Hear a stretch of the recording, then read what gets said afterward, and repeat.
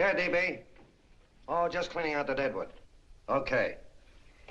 Look, Mr. Cannell, I just can't afford to be without work right now, not even for a day. I've got a mother and 2 kid sisters. More good luck telegrams. Well, you know how it is. I've just got to keep on working, see? Sorry, sister. I was sent down here to clean house. I told you I can't use your column anymore. It's lavender and no lace. Send those other people in. I'll tell you what I'll do. I get $30 a week. I'll take 25, 20 if necessary. I'll do anything you say. It isn't the money. We're after circulation. What we need is fireworks. People who can hit with sledgehammers. Start arguments. Oh, I can do that. I know this town inside out. Oh, give me a chance, All please. right, come in. Cashier's got your check. Who are these people? Gibbs, Furley, Cunningham, Giles. Hey, you sister. Don't forget to get out your last column before you pick up your check.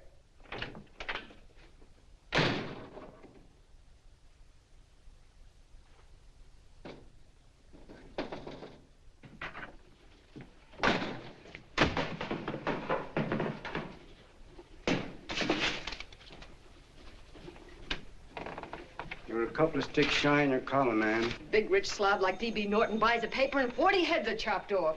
Did you get it, too? Yeah. You too? Oh, Joe. Oh, I'm sorry, darling. Why don't we tear the building down? Before you do, Ann, perhaps you'd better finish this column. Yeah, lavender and old lace. Wait, Joe. Wait. Wants fireworks, huh? Okay.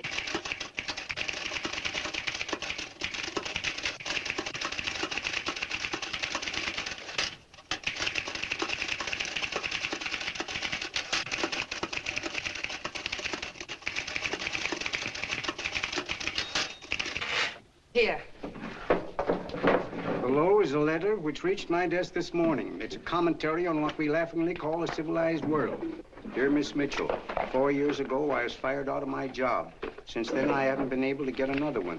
At first, I was sore at the state administration because it's on account of the slimy politics here we have all this unemployment. But in looking around, it seems the whole world's going to pot. So in protest, I'm going to commit suicide by jumping off the City Hall roof. Signed, a disgusted American citizen, John Doe. Editor's note, if you ask this column, the wrong people are jumping off the roofs.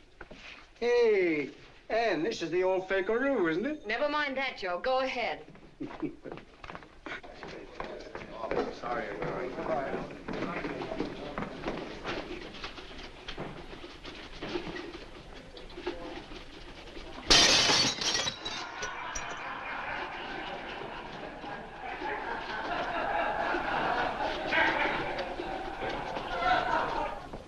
And it's because of the slimy politics that we have all this unemployment here. There it is. That's D.B. Norton's opening attack on the governor. Why, Jim, it's just a letter. Send it into a column. No, I can smell it. That's Norton. Good morning, gentlemen. Good morning, Governor. Morning, Governor. You're rather early. Governor, did you happen to see this in the new bulletin? Yes. I had it served with my breakfast this morning. Jim thinks it's D.B. Norton at work. Of course it is. Oh, come, Jim. That little item, D.B. Norton does things in a much bigger way. This is his opening attack on you, Governor. Take my word for it. What did he buy a paper for? Why did he engage a high-pressure editor like Cannell for? He's in the oil business. I tell you, Governor, he's after your scalp. All right, Jim, all right. Don't burst a blood vessel. I'll look into it. Will you get me Spencer of the Daily Chronicle, please? Yes, I saw it, Governor. If you ask me, that's a phony letter. Why, that gag has got whiskers on it. Okay, I'll get the mayor and maybe the Chamber of Commerce to go after them. Get Mayor Lovett on the phone. Sorry, the mayor's busy on the other phone. Yes, I know, Mrs. Brewster. It's a terrible reflection on our city. I've had a dozen calls already. Spencer of the Chronicle. Hold him. Just a minute. Yes, Mrs. Brewster. I'm listening. I insist that this John Doe man be found and given a job at once. Now, if something isn't done about it, I'll call out the whole auxiliary. Yes, and the junior auxiliary, too. We'll hold a meeting and see that it is. Yes, Spencer? Who? The governor? Well, what about me? It's my building he's jumping off of, and I'm up for re-election, too. What are you doing? Get Cannell at the bulletin. Why, he's liable to go right past my window. Get me Cannell. What was that? What? Out the window. Something just flew by. I didn't see anything. Well, don't stand there, you idiot. Go and look. Open the window. Oh, why did he have to pick on my building? Is there a crowd in the street? No, sir. Then maybe he's caught on a ledge. Look again. I think it must have been a seagull. A seagull? What's a seagull doing around the city hall? That's a bad omen, isn't it? Oh, no, sir. The seagull is a lovely bird. It's all right, Mrs. Brewster. It was just a seagull. Can I help? Nothing's happened yet. No, I'm watching. Don't worry, Mrs. Brewster. Just leave it all to me. Spencer, I'll call you back. Hello, Canal? What are you doing? This is the mayor. Yes, Mayor Lovett. How many times are you going to call me? I've got everybody and his brother and sister out looking for him. Did you see the box I'm running? An appeal to John Doe. Think it over, John. Life can be beautiful, says Mayor. If you need a job, apply to the editor of this paper and so forth and so forth. Okay, Mayor, I'll let you know as soon as I have something. What? Well, pull down the blinds. Been up to Miss Mitchell's house, boss. Boy, she's in a bad way. Where is she? Hey, do you know something? She supports a mother and 2 kids. What do you know about that? Did you find her? No. Her mother's awful worried about her. When she left the house, she said she was going on a roaring drunk. The girl, I mean. Go out and find her. Sure. Hey, but the biggest thing I didn't tell you, her old man's Hello? Doc Mitchell. You know the doctor saved my mother's life and wouldn't take any money for it? You remember that. Okay, boss, I'll go and look for her. Holy smokes, Commissioner, you've had 24 hours. Okay, Hawkshaw, grab a pencil. Here it is again.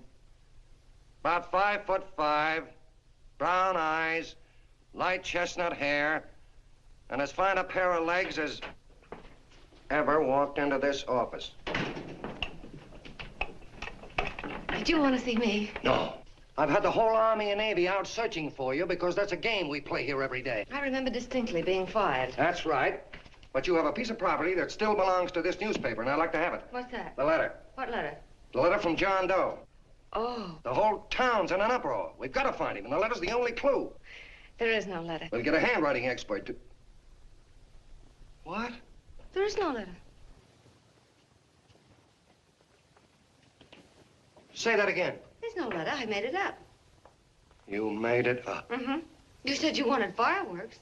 Don't you know there are 9 jobs waiting for this guy? 22 families want to board him free. 5 women want to marry him, and the mayor's practically ready to adopt him, and you... Just call the morgue, boss. He said there's a girl there. Shut up.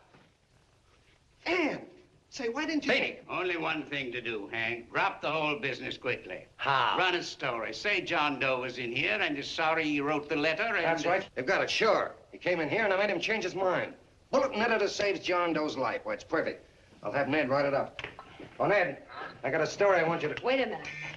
Listen, you great, big, wonderful genius of a newspaper man. You came down here to shoot some life into this dying paper, didn't you? Well, the whole town's curious about John Doe, and boom, just like that, you're going to bury him. There's enough circulation in that man to start a shortage in the ink market. In what man? John Doe. What John Doe? John Doe, the one I made up.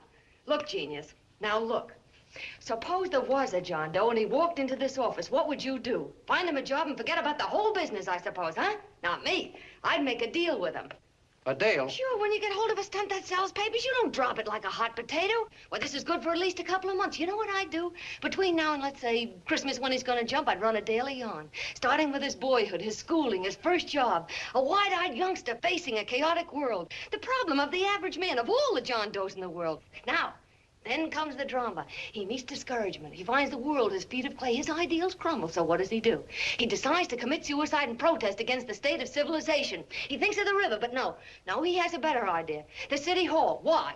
Because he wants to attract attention. He wants to get a few things off his chest, and that's the only way he can get himself heard. So? So he writes me a letter, and I dig him up. He pours out his soul to me. And from now on, we quote, I protest by John Doe. He protests against all the evils in the world. The greed, the lust, the hate, the fear. All of man's inhumanity to man. Arguments will start. Should he commit suicide or should he not? People will write in pleading with him. But no, sir. John Doe will remain adamant. On Christmas Eve, hot or cold, he goes.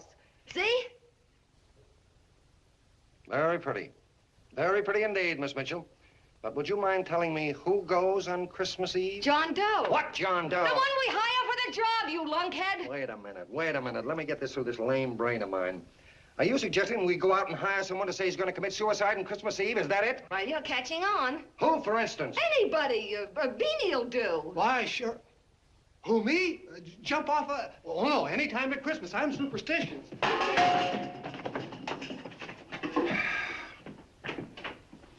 Miss Mitchell, do me a favor. Will you go on out and get married and have a lot of babies, but Stay out of newspaper business. Better get that story in, Hank. It's getting late. You're supposed to be a smart guy. If it was raining $100 bills, you'd be out looking for a dime you lost someplace.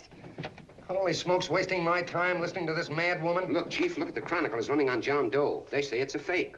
Why the no good the John Doe story amateur journalism. It's palpably phony. It's a wonder anyone is taking it serious. What do you think of those guys? That's fine. That's fine. Now fall right into their laps. Go ahead. Say John Doe walked in and called the whole thing off. You know what that's going to sound like on top of this.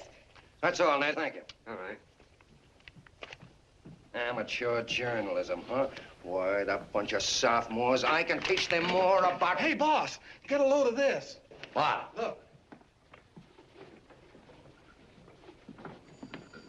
What do they want? They all say they wrote the John Doe letter. Oh, they all wrote the letter. Tell them all to wait. Look, Mr. Cannell, one of those men is your John Doe. They're desperate and will do anything for a cup of coffee. Pick one out and you can make the Chronicle eat their words. I'm beginning to like this. If you ask me, Hank, you're playing around with dynamite. No. The gal's right. We can't let the Chronicle get the laugh on us.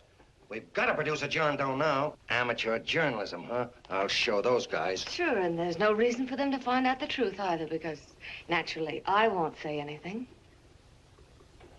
Okay, sister, you get your job back. Plus a bonus. What bonus? Oh, the bonus of $1,000 the Chronicle was going to pay me for this little document. You'll find it says that I, Ann Mitchell, hereby certify that the John Doe letter was created by me. I can read. Sorry. You think this is worth $1,000, do you? Oh, the Chronicle would consider it dirt cheap. Packs everything, including a gun. Okay, sister, you got yourself a deal. Now let's take a look at the candidates. The one we pick has got to be the typical average man. Typical American that can keep his mouth shut. Show me an American who can keep his mouth shut and I'll eat him. Okay, Beanie, bring him in one at a time.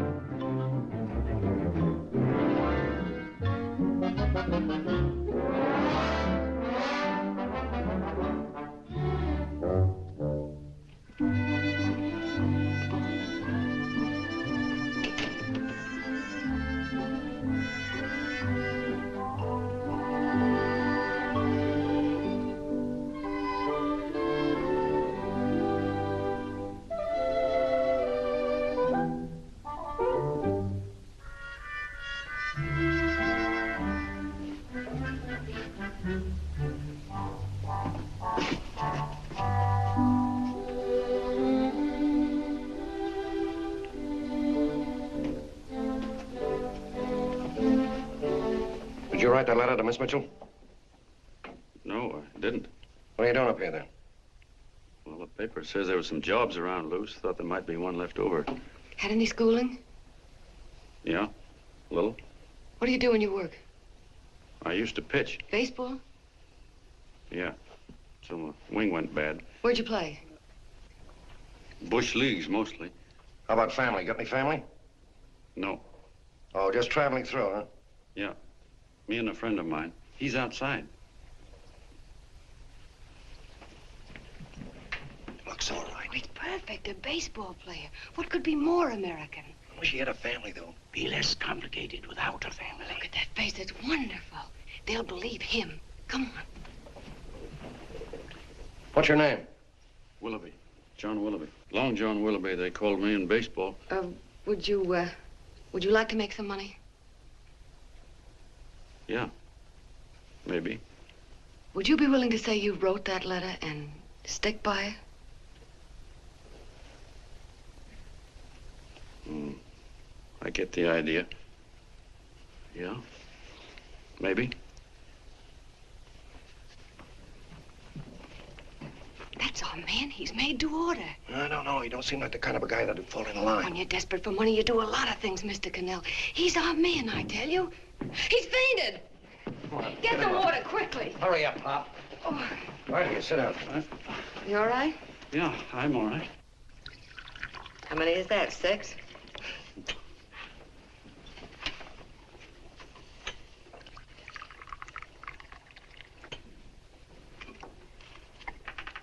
Pretty hungry, weren't you? All this John Doe business is batty, if you ask me. Well, nobody asked you. Trying to improve the world by jumping off buildings. You couldn't improve the world if the buildings jumped on you. Don't mind the colonel. He hates people. He likes you well enough to stick around. Well, that's because we both play doohickeys. I met him in a boxcar a couple of years ago. I was fooling around with my harmonica, and he comes over and joins in. I haven't been able to shake him since.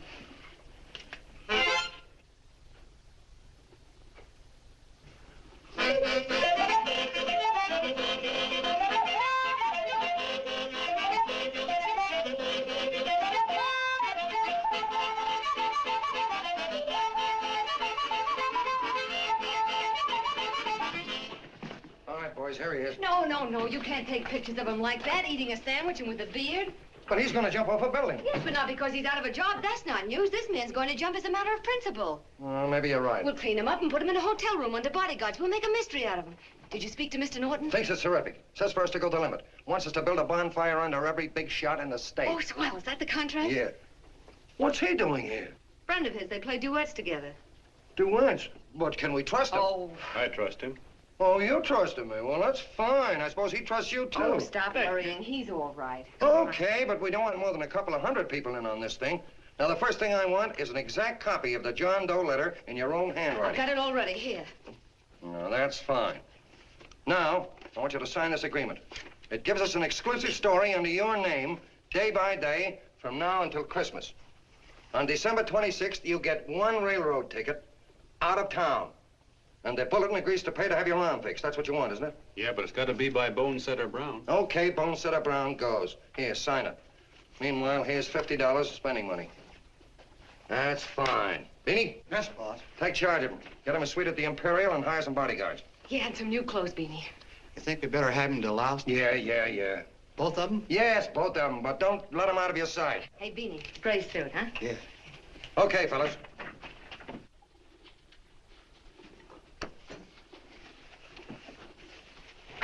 Take it easy, John Doe. And you start pounding that typewriter. Oh, boy, this is terrific.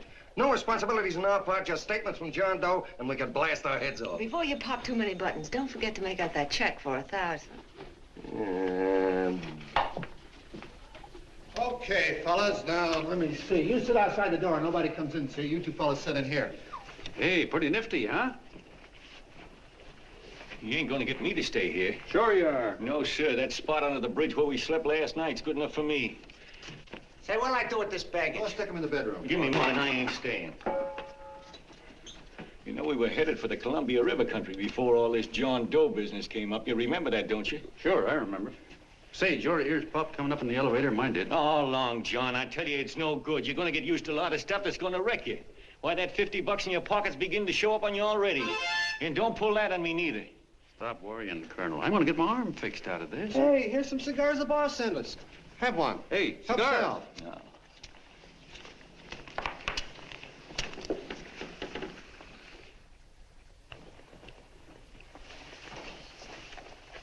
Say, I'll bet you even the major leaguers don't rate an outfit like this. Here, make yourself comfortable. Paper? I don't read no papers, and I don't listen to radios either. I know the world's been shaped by a drunken barber, and I don't have to read it. I've seen guys like you go under before. Guys that never had a worry.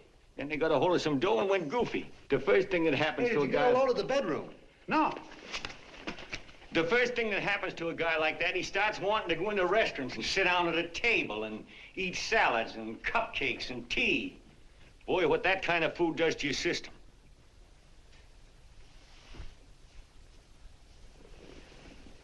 The next thing the dope wants is a room. Yes, sir, a room with steam heat and curtains and rugs. And before you know it, he's all softened up and he can't sleep unless he has a bed. Hey, stop worrying, Colonel. $50 ain't gonna ruin me. I've seen plenty of fellas start out with $50 and wind up with a bank account. Hey, what's the matter with the bank account anyway? And let me tell you, Long John, when you become a guy with a bank account, they got you. Yes, sir, they got you. Who's got him? The helots. Who? Hey, there's the City Hall tower I was supposed to jump off of. It's even higher than this. Who's got him? The helots. Woo! Hey, wait a minute! You're not supposed to jump till Christmas Eve. Do you want to get me in a jam? If it's going to get you in the jam, we'll do you a favor. I won't jump. And when they got you, you got no more chance than a road rabbit. Hey, who'd you say was gonna get him? Say, is this one of those places where you ring if you want something? Yeah, just use the phone. Boy, I've always wanted to do this. Hey, Doc, look. Look, Doc. Give me that again, will you? Who's gonna get him? The helots. Who are they? Listen, sucker, you ever been broke? Sure, mostly often. All right. You're walking along. Not a nickel in your jeans. You're free as the wind. Nobody bothers you. Hundreds of people pass you by in every line of business. Shoes, hats, automobiles, radios, furniture, everything. And they're all nice, lovable people. And they let you alone. Well, is that right? Then you get a hold of some dough, and what happens? All those nice, sweet, lovable people become helots. A lot of heels. They begin creeping up on you, trying to sell you something. They get long claws, and they get a stranglehold on you. And you squirm, and you duck, and you holler, and you try to push them away, but you haven't got a chance. They got you. First thing you know, you own things. A car, for instance. Now your whole life is messed up with a lot more stuff. You get license fees, and number plates, and gas, and oil, and taxes, and insurance, and identification cards, and letters, and bills, and flat tires, and dents, and traffic tickets, and motorcycle cops, and courtrooms, and lawyers, and fines, and 1,000,001 other things. And what happens? You're not the free and happy guy you used to be. You gotta have money to pay for all those things. So you go after what the other fellas got. And there you are. You're a helot yourself.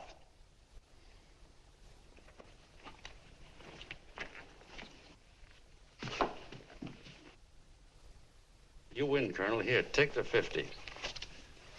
Go out and get rid of it. You bet I will, just as fast as I can. I'm gonna get some canned goods, a fishing rod, and the rest I'm gonna give away. Give away? Hey, get me a pitcher's glove. I gotta get some practice. Say, he's giving it away. I'm gonna get me some of that. Hey, come back here, you helot. Well, you send up 5 hamburgers with all the trimmings, 5 chocolate ice cream sodas, and 5 pieces of apple pie. No, apple with cheese. Yeah, thanks.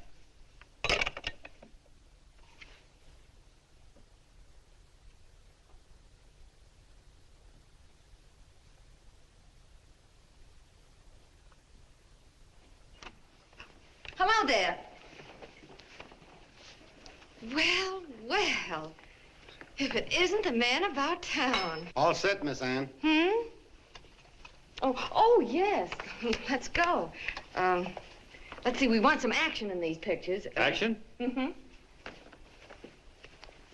That's good. No. This man's going to jump off a roof. Oh. Here, wait a minute. Let me comb your hair. Sit down. Yeah, that's better.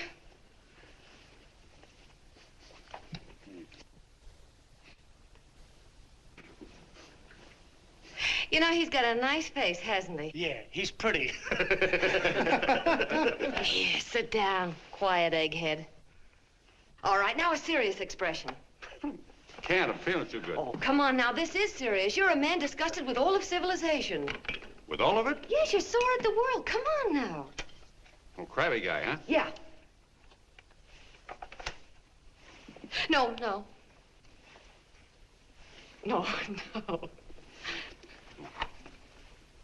No, look.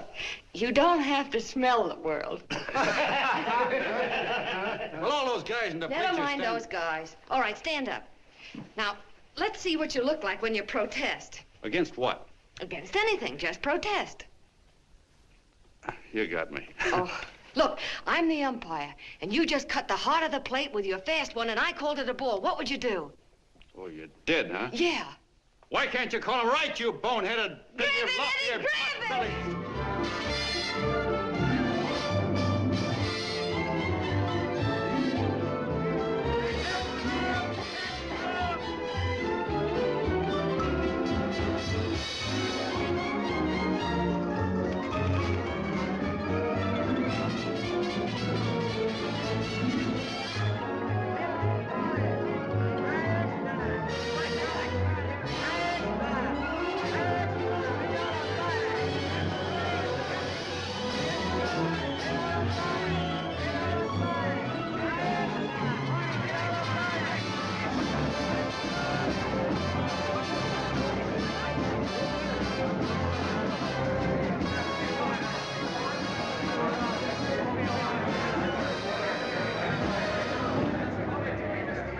I don't care whose picture they're publishing.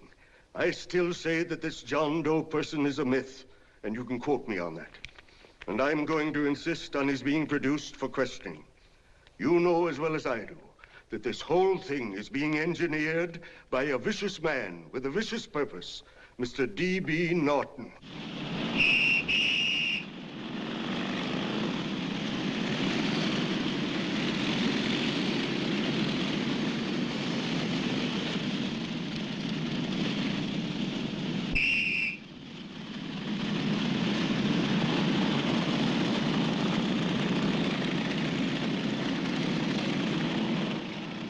And Miss Mitchell are at the house, sir. Oh, they are? All right, come on. Personally, I think it's just plain stupidity to drop it. Now, you should see his fan mail, thousands. Why, it's going over like a house afire. What are you afraid of, Canelo? It's doubled our circulation. Yeah, but it's got everybody sore. Ads are being pulled. The governor's starting a libel suit. What's more, they all know John Doe's a phony, and they insist on seeing Well, what about it? Let them see him. We'll go on one better. They can also hear him. You own a radio station, Mr. Norton. Why not put him on the air? Watch out for this damn DB. She'll drive you batty. Oh, Look, what? we can't let him get to this Bush League pitcher and start pumping him. Good night. Now, tell him what that screwball might do. I walk in yesterday, here he is, standing on a table with a fishing pole, fly casting. Take my advice and get him out of town before this thing explodes in our faces. If you do, Mr. Norton, you're just as much of a dumb cluck as he is. Excuse me. No, you got yourself a meal ticket and you hate to Sure, let it's go. a meal ticket for me, I admit it, but it's also a windfall for somebody like Mr. Norton who's trying to crash national politics. That's what you bought the newspaper for, isn't it? You want to reach a lot of people, don't you? Well, put John Doe in the air and you can reach 130 million of them. He can say anything he wants and they'll listen to him. All right, we'll forget the governor and the mayor and all the small fry like that. This can arouse national interest. If he made a hit around here, he can do it every place else in the country. And you'll be pulling the strings, Mr. Norton. Go down to the office and arrange for some radio time. What, DB, you're not going I want to it fall... as soon as possible. Okay. I just came in to get warm myself. Come on, let's go. Don't you go. I want to talk to you.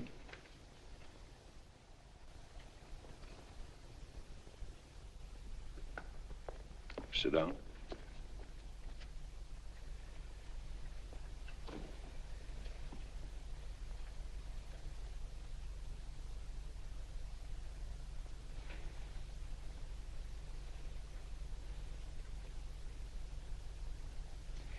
Hey, this John Doe idea was yours, huh?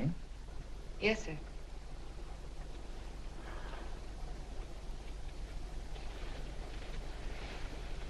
How much money do you get? $30. $30. Well, what are you after? I mean, what do you want? A journalistic career? Money. Money? Well, I'm glad to hear somebody admit it. Do you suppose you could write a radio speech that would put that fellow over? Oh, I'm sure I can. Do it, and I'll give you $100 a week. $100? That's only the beginning. You play your cards right, and you'll never have to worry about money again. Oh, I know it. Hello. Hello. Whenever there's a pretty woman around. This is my nephew, Ted Sheldon, Miss Mitchell. How do you do? How do you do? All right, Casanova, I'll give you a break. See that Miss Mitchell gets a car to take her home. Always reading my mind, aren't you? Thank you very much for everything. And Miss Mitchell, I think from now on you'd better work directly with me. Yes, sir.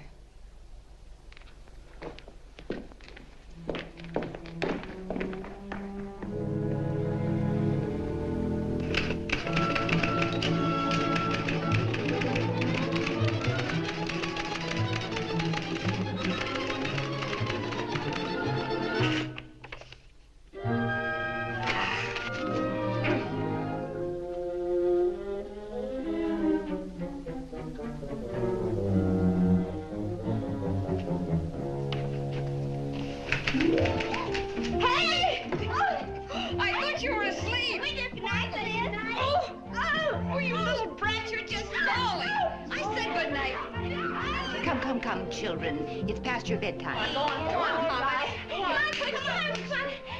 Come on. Now, pooch off Stick your fork through me. I'm done. I'll never get this speech right. Oh, yes, you will, Ann, dear. You're very clever. Yeah, I know. What are you looking for? Your purse, I need $10. What for? I gave you 50 just the other day. Yes, I know, dear, but Mrs. Burke had her baby yesterday. 9 pounds. And there wasn't a thing in the house. And then the community chest lady came. And the 50's all gone, huh? Who's the 10 for? The Websters. The Websters. You remember those lovely people your father used to take care of. I thought I'd buy them some groceries. Oh, Anne, dear, it's a shame those You're poor... marvelous, Ma. You're just like Father used to be. Do you realize a couple of weeks ago we didn't have enough to eat ourselves? Well, yes, I know, dear, but these people are in such need. And we have plenty now. If you're thinking of that $1,000, forget it. It's practically all gone. We owed everybody in town. Now, you just gotta stop giving all your money away. Oh, Anne, dear. Oh, I'm sorry, Ma. Oh, don't pay any attention to me. I guess I'm just upset about all this. Gee whiz, here I am with a great opportunity to get somewhere, to give us security for once in our lives, and I'm stuck. If I could put this over, your Mrs. Burke can have 6 babies. You mean this speech you're writing? Yeah, I don't know. I simply can't get it to gel. I created somebody who's going to give up his life for a principle. Hundreds of thousands of people are going to listen to him over the radio. And unless he says something that's, well, that's sensational, it's just no good. Well, honey, of course, I don't know what kind of a speech you're trying to write, but judging from the samples I've read, I don't think anybody will listen. What? Darling, there's so many complaining political speeches. People are tired of hearing nothing but doom and despair on the radio. If you're going to have him say anything, why don't you let him say something simple and real, something with hope in it? If your father were alive, he'd know what to say. Oh, yeah. Father certainly would. Wait a minute.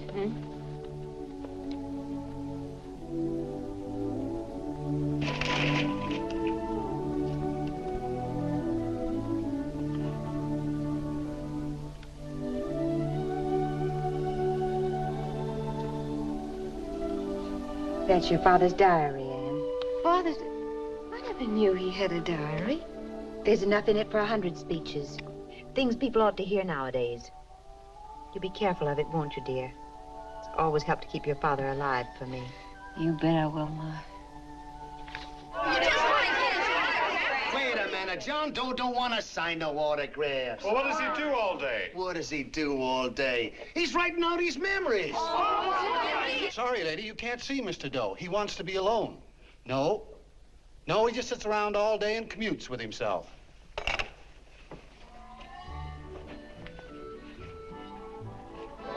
Bo!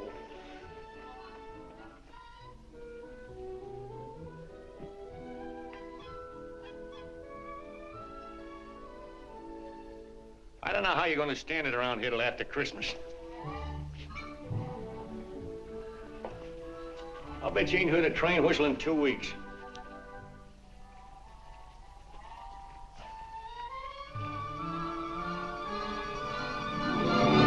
Steam right!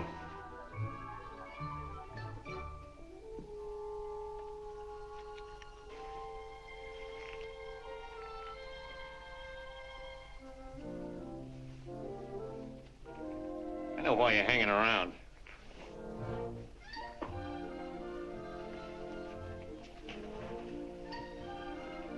You're stuck on the girl. That's all a guy needs, is to get hooked up with a woman.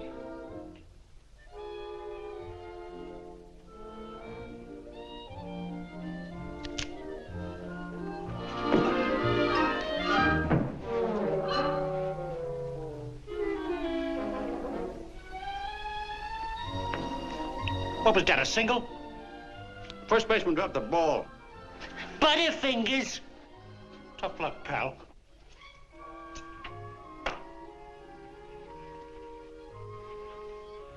Guy has a woman on his hands. First thing he knows, his life is balled up with a lot more things.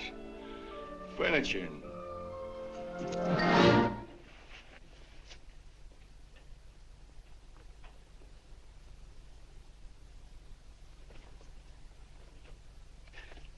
Did you get him? You're out. Swell. What's this, the end of the 8th? 9th.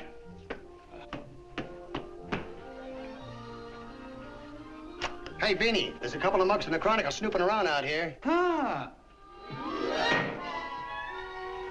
Come on, Angel Face. Gangway. What's the score, Angel Face? 3-2, our favor. Gee, that's great.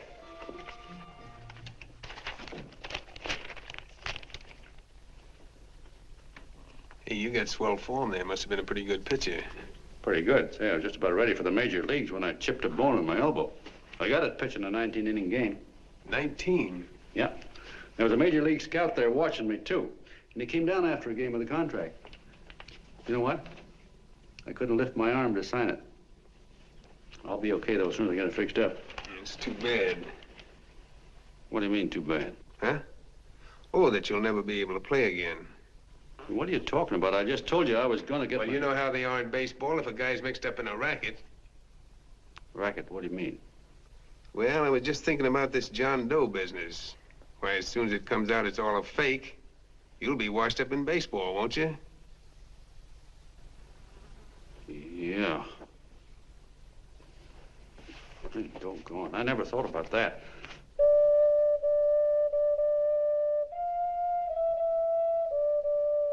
Gosh.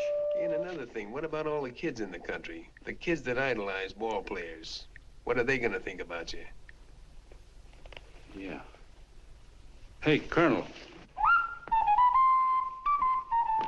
Did you hear that? I gotta figure some way out of this thing. The elevators are still running. I know one way you can do it. How? Well, when you get up there on the radio, all you have to do is to say the whole thing's a frame-up.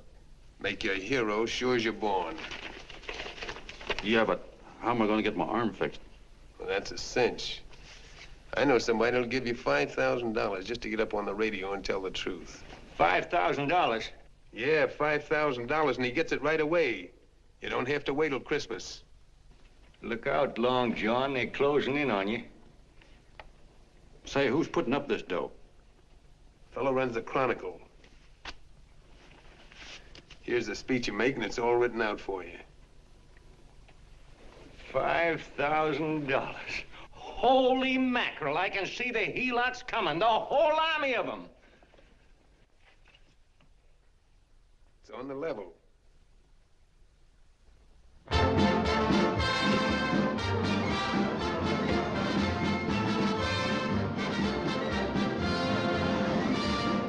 No, I'm sorry. Tickets for the broadcast are all gone. Phone the bulletin. Sorry, no more tickets left.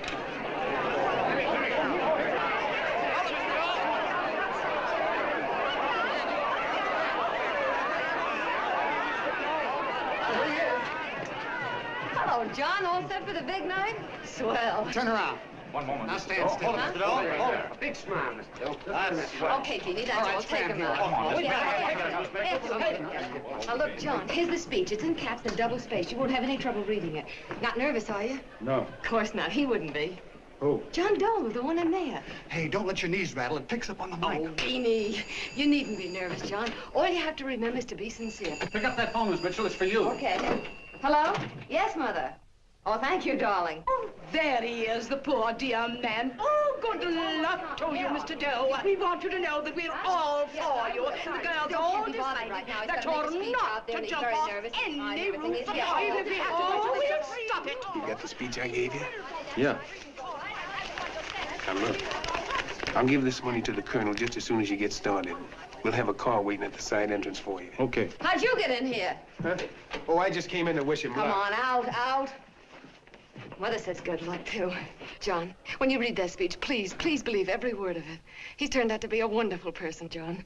Who? John Doe, the one in the speech. Oh. You know something? I've actually fallen in love with him. All right, there he is, sister. Now, come on, plenty of both. What's the idea? No, that's too much. That's not so much. Come on. That's it. Oh, this is no time for cheap publicity, Mr. Cannell. Listen, if that guy lays an egg, I want to get something out of it. I'm getting a Jane Doe ready. Oh, come on. Here. Will you, fellas? Give me a All right, chance. that's I enough. have to raise just one more. Now, that's fine, honey. You go ahead. All right, I need one more. You're very pretty, honey. Go ahead. How you doing? Oh. All right, Benny, bring him in. Holy smoke, a half a helot. There you are, boss, just like you ordered. Symbols of little people. Okay, get him up. All right, young fella. This is ridiculous, Mr. Cannell. Come on, give me a chance. The man's on the air. Please. One shot. Oh, fellas, of course you can have all the pictures you want afterwards. No, come on, ask. You can have a... Come on, that's right. Afterwards, you can get all the pictures you want. Thank you very much. Come on, will you? Afterwards, that's right. Come on, Snooks, you better bail out. Okay, goodbye, Mr. Doe. Beanie. All right. Better get ready. 1 minute to go. Wow, 1 minute to go and the score is nothing to nothing. Now, please, John, you won't let me down, will you? Will you? Of course you won't. If you'll just think of yourself as the real John Doe. Listen, everything in that speech are things a certain man believed in. He was my father, John. And when he talked, people listened. And they listened to you, too. Funny. You know what my mother said the other night? She said to look into your eyes, that I'd see Father there. Hey, what do you say? Okay, we're coming. Come on. Now, listen, John, you're a pitcher.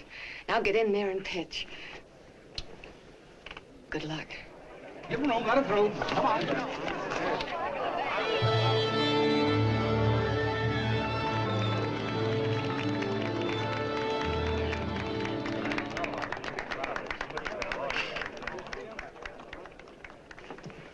Hey, let's get out of here. There's the door right there. Hey, what are you doing here? That's what I'd like to know. Come on, out. Hey, he's a friend of mine. Never mind, let him alone. He's all right. I'll be right over there pulling for you. No, John, over here.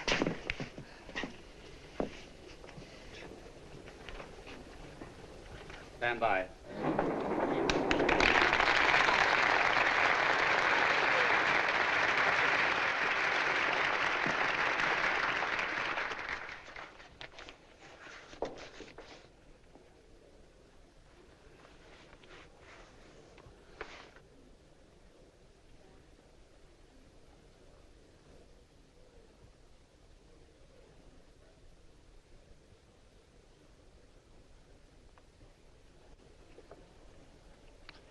Phone the Chronicle. Tell them to start getting those extras out.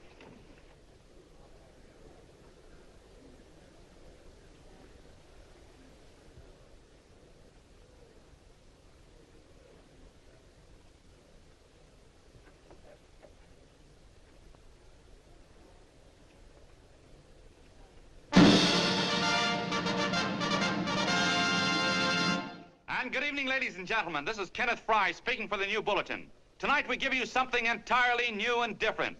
Standing beside me is the young man who has declared publicly that on Christmas Eve he intends to commit suicide, giving as his reason, quote, "I protest against the state of civilization," end quote. Ladies and gentlemen, the New Bulletin takes pleasure in presenting the man who is fast becoming the most talked of person in the whole country, John Doe.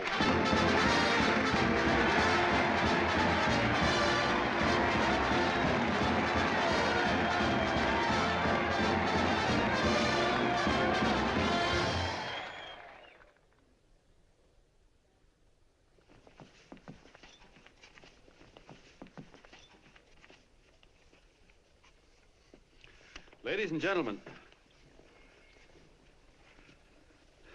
I am the man you all know as John Doe. I took that name because it seems to describe the average man. And that's me. And that's me. Well, it was me before I said I was going to jump off the city hall roof at midnight on Christmas Eve. Now I guess I'm not average anymore. Now I'm getting all sorts of attention. From big shots, too. We've been double-crossed. The mayor and the governor, for instance. They don't like those articles I've been writing. You're an imposter, young fella. That's a pack of lies you're telling. Who wrote that speech for you? Benny, get that guy. Hey, kid.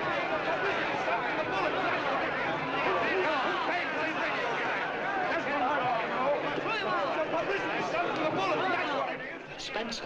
Ladies and gentlemen, the disturbance you just heard was caused by someone in the audience who tried to heckle Mr. Doe. The speech will continue.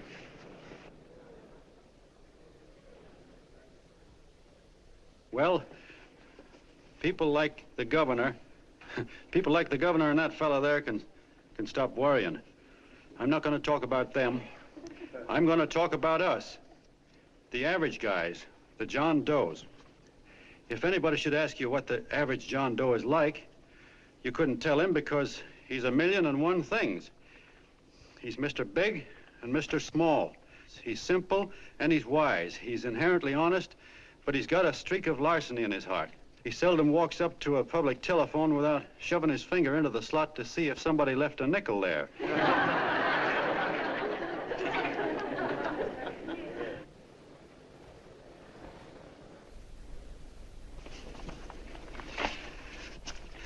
He's the man the ads are written for. He's a feller everybody sells things to.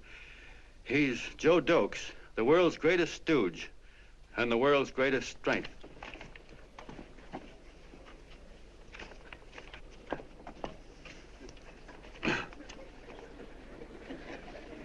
Yes, sir. Yes, sir, we're a great family, the John Does. We are the meek who are supposed to inherit the earth. You'll find us everywhere.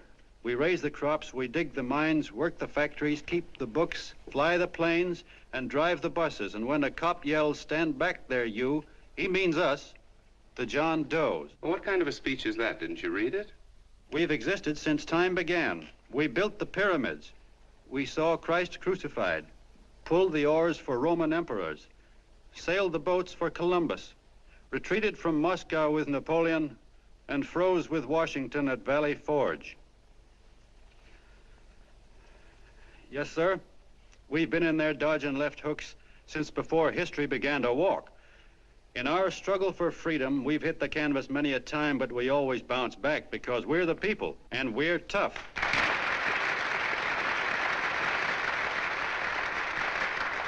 They've started a lot of talk about free people going soft, that we can't take it. That's a lot of hooey. A free people can beat the world at anything, from war to tiddlywinks, if we all pull in the same direction.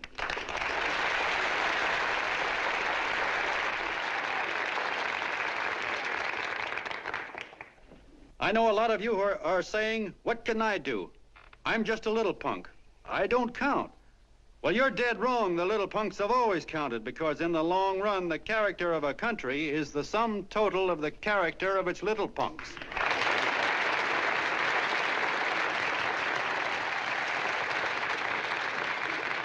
But we've all got to get in there and pitch. We can't win the old ball game unless we have teamwork. And that's where every John Doe comes in. It's up to him to get together with his teammate. And your teammate, my friends, is the guy next door to you. Your neighbor. He's a terribly important guy, that guy next door. You're going to need him, and he's going to need you, so look him up. If he's sick, call on him. If he's hungry, feed him. If he's out of a job, find him one. To most of you, your neighbor is a stranger, a guy with a barking dog and a high fence around him. Now, you can't be a stranger to any guy that's on your own team. So tear down the fence that separates you. Tear down the fence, and you'll tear down a lot of hates and prejudices. Tear down all the fences in the country, and you'll really have teamwork.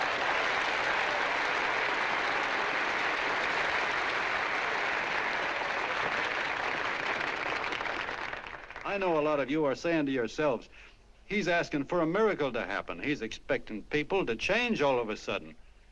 Well, you're wrong. It's no miracle. It's no miracle because I see it happen once every year, and so do you, at Christmas time.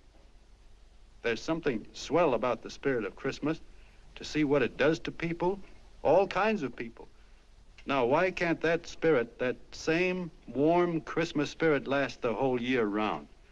Gosh, if it ever did, if each and every John Doe would make that spirit last 365 days out of the year, we'd develop such a strength, we'd create such a tidal wave of goodwill that no human force could stand against it. Yes, sir, my friends, the meek can only inherit the earth when the John Does start loving their neighbors. You better start right now. Don't wait till the game is called on account of darkness. Wake up, John Doe. You're the hope of the world.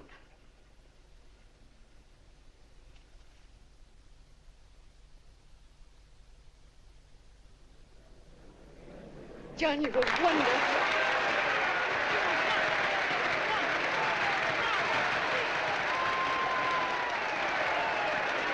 Let's get out of here. Now you're talking.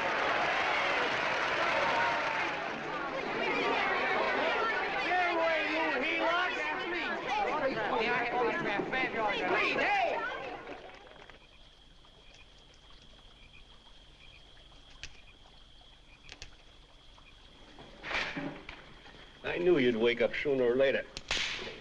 Boy, am I glad we got out of that mess. I had the $5,000 sewed up. Could have been on my way to old Doc Brown. You're a pitcher, John, she says. Now, go in there and pitch. What a sucker. Yeah, she's a heel-lot just like the rest of us. Lucky you got away from her. What was I doing up there making a speech anyway? Me, huh? Geez, the more I think about it, the more I could... Tear down all the fences. Why, if you tore one picket off of your neighbor's fence, he'd sue you. $5,000 had it right in my hand. What do you mean he ran away? Well, go after him, find him. That man is terrific.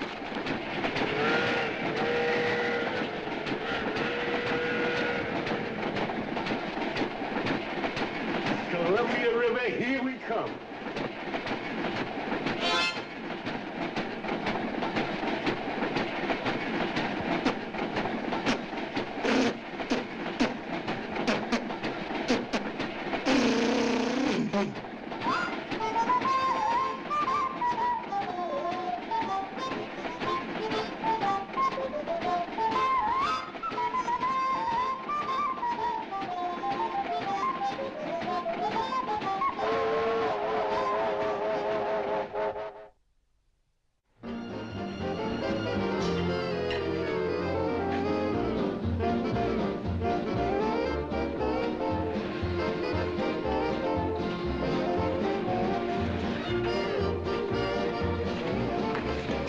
Jitterbugs. Yeah. Say, how much money we got left? 4 bits. Better make it donuts, huh? Yeah.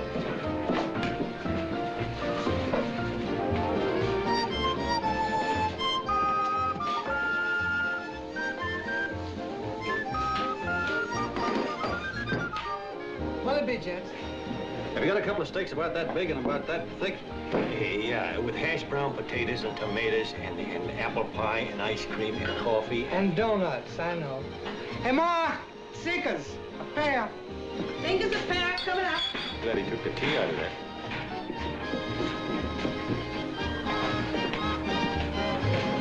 Hey, look. Join the John Doe Club. John Doe Club.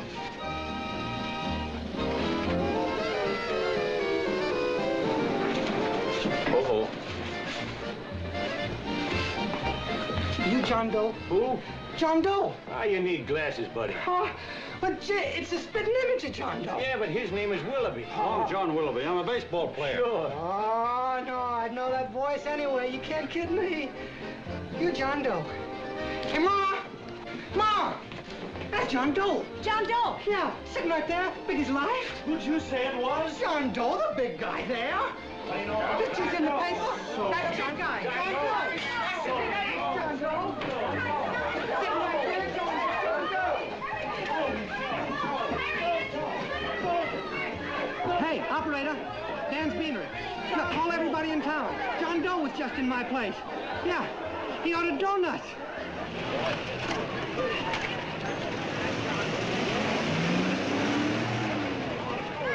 John Doe. Let's see John Doe.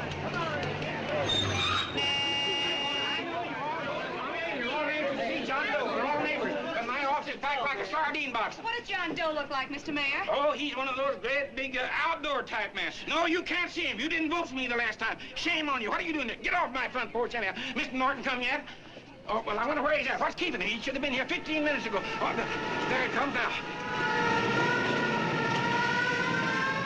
Now, everybody on your dignity. Don't do anything to disgrace us. A little town, but we got to show off. Better let me talk to him. All right, but present it to him as a great cause for the common man. Ah, here they come. Now, give him room down there. Give him room, folks. Come on now. Come on. Here they come. Here they come. Here's Mr. Norton.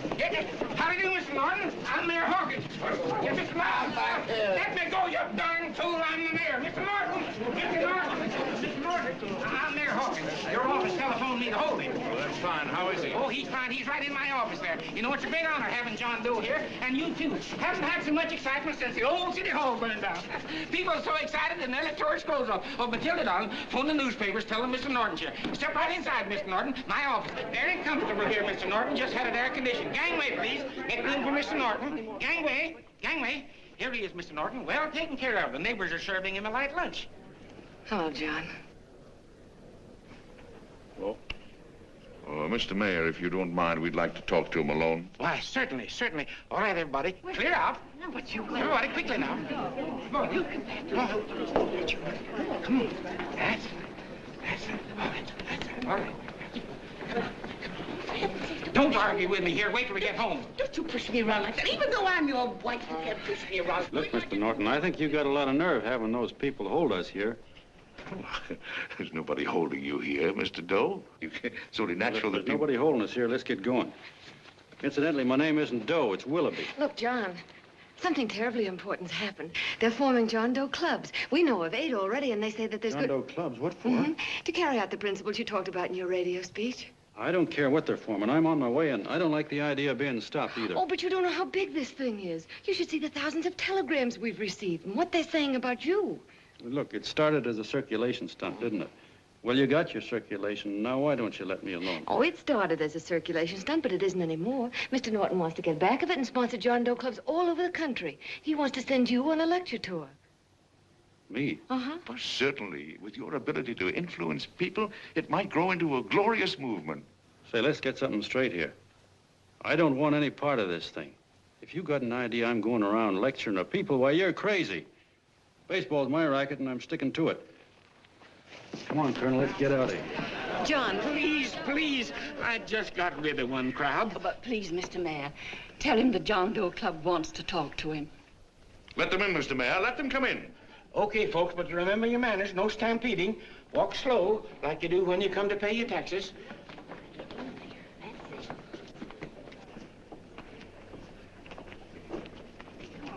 Okay. All right, give me a chance. Come right in. My name's Bert Hansen, Mr. Doe. I'm the head soda jerker at Schwabacker's drugstore. Well, sir, you see, me and my wife, we heard your broadcast, and we got quite a bang out of it, especially my wife.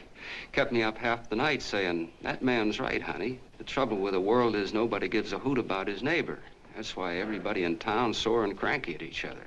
And I kept saying, well, that's fine, but how's a guy gonna go around loving the kind of neighbors we got? Old Sourpuss, for instance. You see, Sourpuss Smithers is a guy who lives all alone next door to us. He's a cranky old man that runs a second-hand furniture store. We haven't spoken to him for years.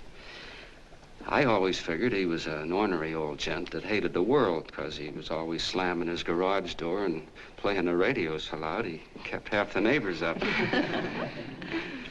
Well, anyway, the next morning I'm out watering the lawn and I look over and there's Sourpuss on the other side of the hedge straightening out a dent in his fender. And my wife yells to me out the window. She says, go on, speak to him, Bert.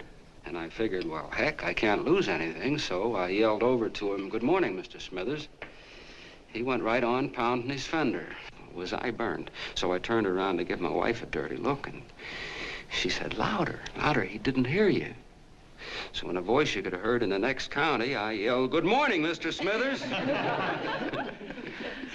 Well, sir, you could have knocked me over with a feather. Old Sourpuss turned around, surprised-like, and he put on a big smile, came over and took my hand like an old lodge brother, and he said, good morning, Hansen. I've been wanting to talk to you for years, only I thought you didn't like me. And then he started chatting away like a happy little kid, and he got so excited his eyes all... Well, Mr. Doe, before we got through, I found out Smithers is a swell egg, only he's pretty deaf, and that accounts for all the noises. And he says it's a shame how little we know about our neighbors. And then he got an idea, and he said, how's about inviting everybody someplace where we can all get together and know each other a little better? Well, I'm feeling so good by this time, I'm ripe for anything. So Smithers goes around the neighborhood inviting everybody to a meeting at the schoolhouse, and I tell everybody that comes in the store, including Mr. Schwabacker, my boss. I'm talking too much. Well, I'll be doggone if over 40 people don't show up. Of course, none of us knew what to do, but we sure got a kick out of seeing how glad everybody was just to say hello to one another. Tell him about making Sourpuss chairman. Oh, yeah, we made Sourpuss chairman and decided to call ourselves the John Doe Club. And say, incidentally, this is my wife. Come here, honey. This is my wife, Mr. Doe. How do you do, Mr. Doe? Sourpuss is here, too. Oh, is he? This is Sourpuss, or excuse me, Mr. Smithers, Mr. Doe. That's all right. If you didn't call me Sourpuss, it wouldn't feel natural. Well, anyway, I guess nearly everybody in the neighborhood came except the Delaney's. The Delaney's live in a big house with an iron fence around it, and they always keep their blinds drawn. And we always figured that he was just an old miser that sat back counting his money, so why bother about inviting him? Until Grimes, the milkman, spoke up and he said, say, you've got the Delaney's all wrong. And then he tells us about how they canceled their milk last week and how when he found a note in the bottle, he got kind of curious-like and he sort of peeked in under the blinds and found the house was empty. If you ask me, he says, they're starving. Old man Delaney has been bringing his furniture over to my place at night, one piece at a time, and selling it. Yeah, and, well, sir, a half dozen of us ran over there to fetch him, and we brought him to the meeting. And what a reception they got. Well, everybody shook hands with him and made a fuss over them, and, well, finally, Mr. and Mrs. Delaney just sat right down and cried. And then we started to find out about a lot of other people. Yeah, sure. Well, you know Grubel, for instance. Grubel's here. See? Yeah, that's a... Of course, you don't know Grubel, but he's the man that everybody figured was the worst no-account in the neighborhood because he was living like a hermit and nobody would have anything to do with him. That isn't until Murphy, the postman, told us the truth. Why, Grubel, he says, he lives out of garbage cans because he won't take charity, because it'd ruin his self-respect, he says. Just like you said on the radio, Mr. Doe. Well, sir, about a dozen families got together and gave Grubel a job watering their lawns. Isn't that wonderful? And then we found jobs for 6 other people, and they've all gone off for leave. Yeah, and my boss, Mr. Schwabecker, made a job in his warehouse for old man Delaney. And he gave you that $5 raise. Yeah, wasn't that swell? Why, Bert, I feel slighted. I'd like to join, but nobody asked me. I'm sorry, Mayor, but we voted that no politician could join. Just the John Does of the neighborhood, because you know how politicians are. Well, the reason we wanted to tell you this, Mr. Doe, was just to give you an idea of what you started. And from where I'm sitting, I don't see any sense in you jumping off any building. No. Well, thank you for listening. Goodbye, Mr. Doe. You're a wonderful man. And it strikes me you can be mighty useful walking around for a while. Hey, goodbye, Mr. Doe. Goodbye, Mr. Doe.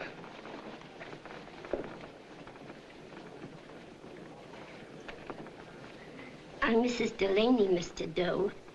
And God bless you, my boy.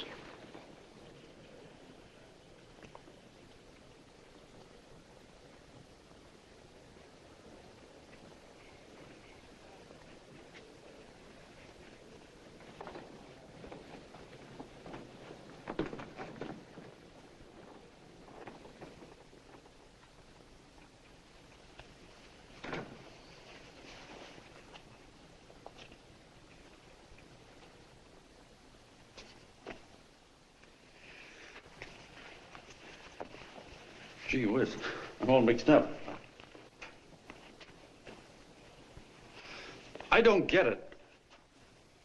Look, all those swell people think I'm going to jump off a building or something. I never had any such idea. Gosh. The fellow'd have to be a mighty fine example himself to go around telling other people how to... Say, look, what happened the other night was on account of Miss Mitchell here. She wrote the stuff. Don't you see what a wonderful thing this can be? But we need you, John. You're hooked. I can see that right now. They got you. Well, I'm through. For 3 years, I've been trying to get you up to the Columbia River country. First, it was your glass arm. Then it was the radio. And now it's the John Doe clubs. Well, I ain't waiting another minute. Gangway, you helots. Hey, Colonel, wait a minute. Hey, Colonel!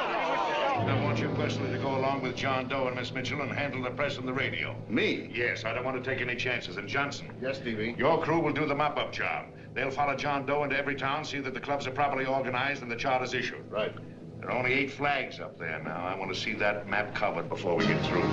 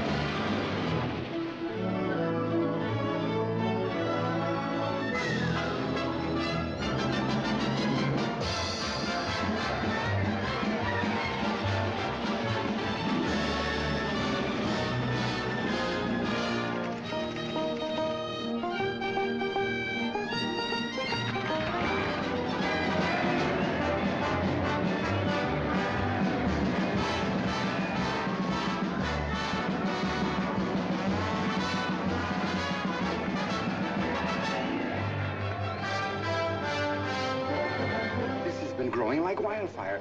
If they made demands, I'd understand it. But the John Does ask for nothing. People are going off relief. If this keeps up, I'll be out of a job.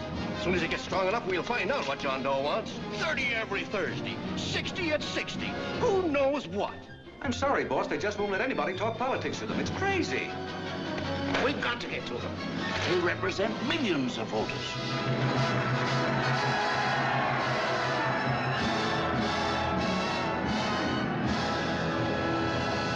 I tell you, ladies and gentlemen, this thing has been nothing short of a prairie fire.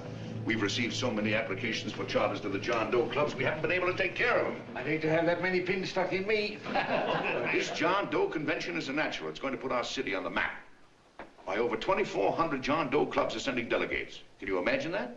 You, Mr. Mayor, will be the official host. You will make the arrangements for decorating the city, parades, and a reception for John Doe when he gets home.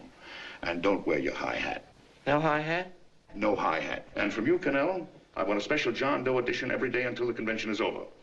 And now, if you will, please step into the outer office and look your prettiest because there are photographers there to take pictures of this committee. Don't worry, Libby. Everything will be taken care of. Sure. Isn't it all too wonderful? Gather down here in a nice group and I'll get a picture of you. Oh, Mr. Mayor, would you step down in front row, please? You ladies get close to him. That's it. Well, I don't get it. Get what? Look, DB, I'm supposed to know my way around. This John Doe movement has cost you a fortune. Now, this convention is going to cost plenty. Well? Well, I'm stuck with 2 and 2, and I'm a sucker if I can make 4 out of it. Where do you come in? You'll have the satisfaction of knowing that my money has been spent for a worthy cause. I see. I better stick to running the paper, huh? I think maybe you better had. And Cannell, I'd like to have the John Doe contract, all the receipts for the money we advanced him with the letter Miss Mitchell wrote, for which I gave her $1,000. Yes, sure. Well, we leave for the airport. Half an hour. Is that Johnny boy's room? Better hustle him up. He'll be ready on time. He's packing. Ah, good. Did you see his picture on the cover of Time? Yeah. I gotta give you credit, Annie girl. I've handled a good many big promotions in my time. Everything from a World's Fair to a Channel swimmer. But this one has certainly got me spinning. And now a John Doe convention. Wow. Say, if you could only get him to jump off the City Hall roof on Christmas Eve, I'd guarantee you 500,000 people there. Charlie. Hmm? What do you make of him? Oh, Johnny boy? Well, I don't know what angle you want, but I'll give it to you quick. Number 1, he's got great yokel appeal, but he's a nice guy. Number 2, he's beginning to believe he really wrote that original suicide letter that you made up. Number 3, he thinks that you're Joan of Arc or something. Yeah, I know. Number 4, well, you know what number 4 is. He's nuts about you. Yeah, it's running out of his ears. You left out number 5. We're all heels, me especially. Holy smoke. Come in.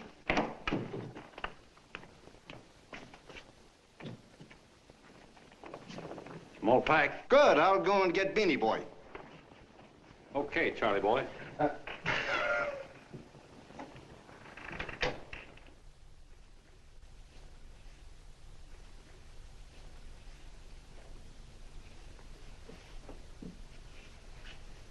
Can I help you pack? No, thank you.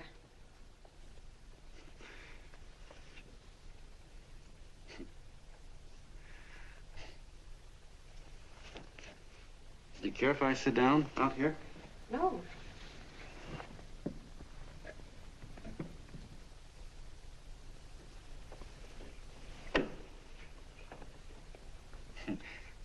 You know, I had a crazy dream last night.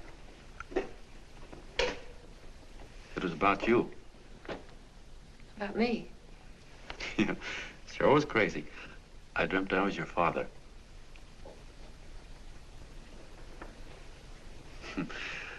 There was something I was trying to stop you from doing.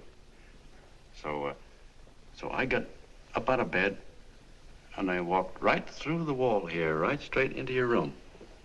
You know how dreams are. And there you were in bed.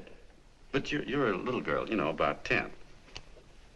And very pretty, too.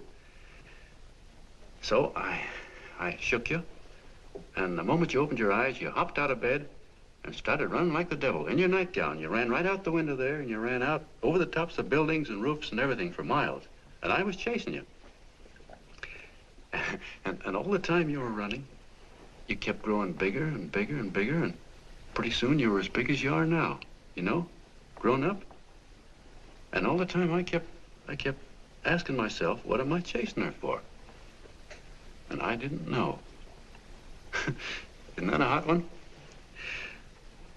Well, anyway, you ran into some place, and then I ran in after you, and when I got there, there you were, getting married. And the nightgown had changed into a beautiful wedding gown. You sure look pretty, too.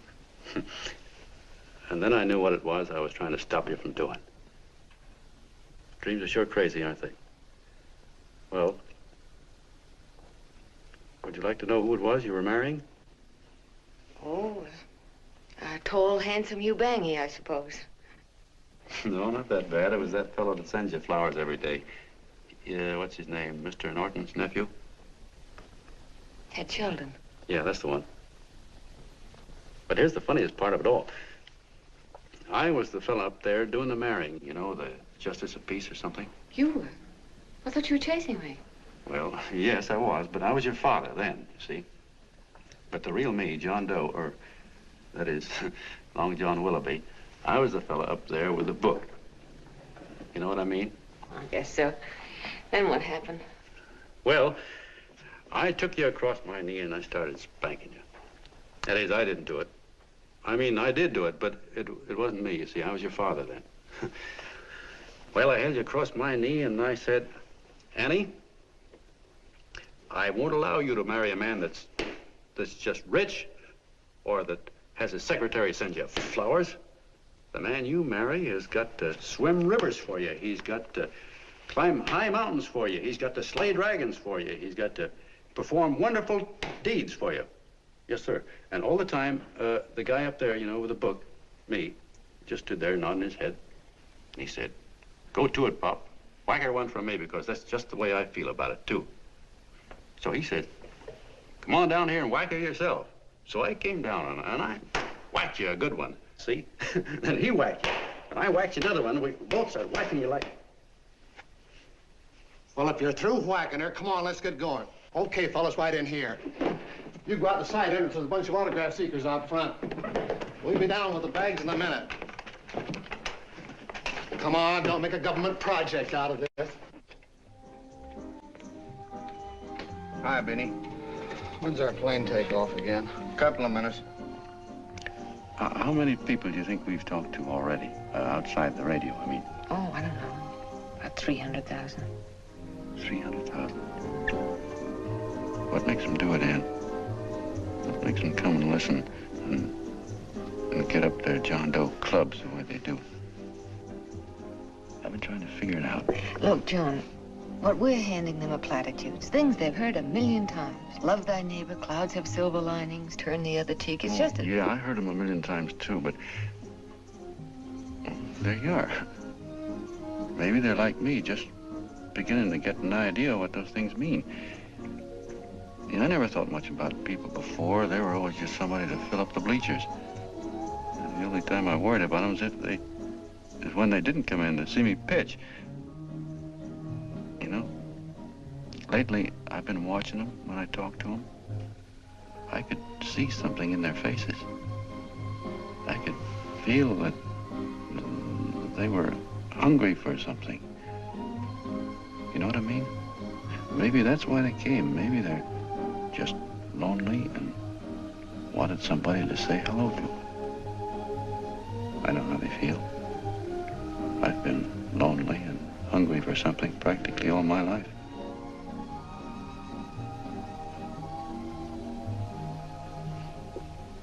All aboard, folks. That's what I said, it's yours. Yeah, that's true. Oh, somebody else sitting here? No, that's your seat. And this is your coat. Mine? A little token of appreciation. Oh. Oh, it's beautiful, D.B. Well, I don't quite know what to say. Well, don't say anything at all. Just sit down. Oh. Go ahead, open it. Oh.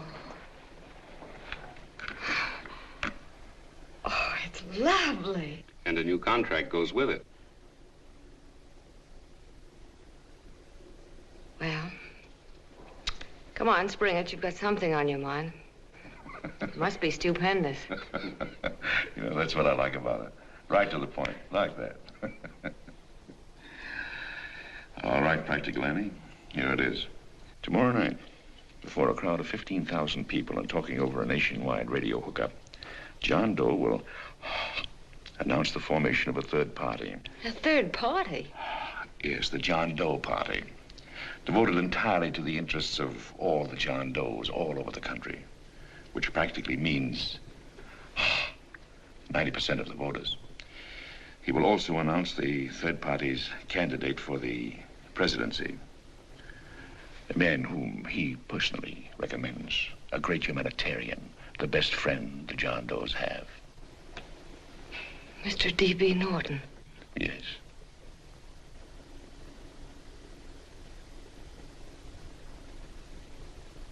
Wow.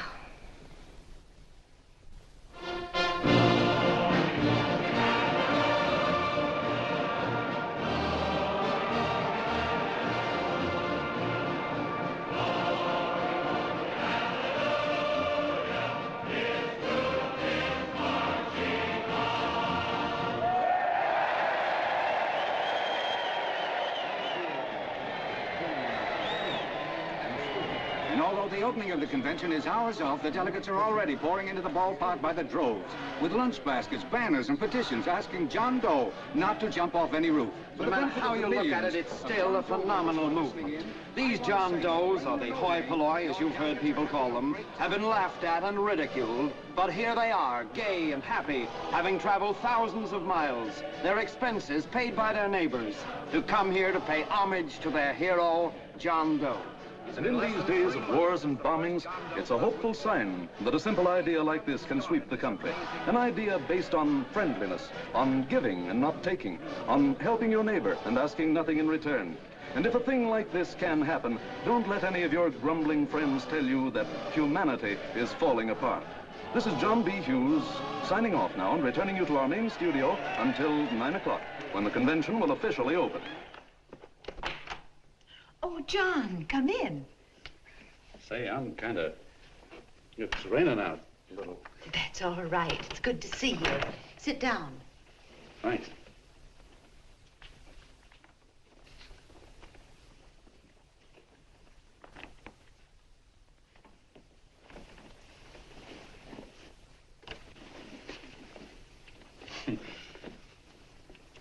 It's for Anne. Oh, how nice. Thank you very much. Flowers. I'm terribly sorry she isn't here. She isn't? No, she just left. I'm surprised you didn't run into her. She went over to Mr. Norton's house. Oh. Did you want to see her about something important?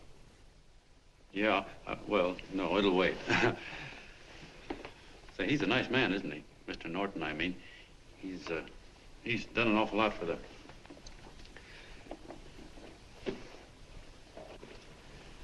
Well, say, my coat's pretty wet. I'm afraid I might have wet the couch a little.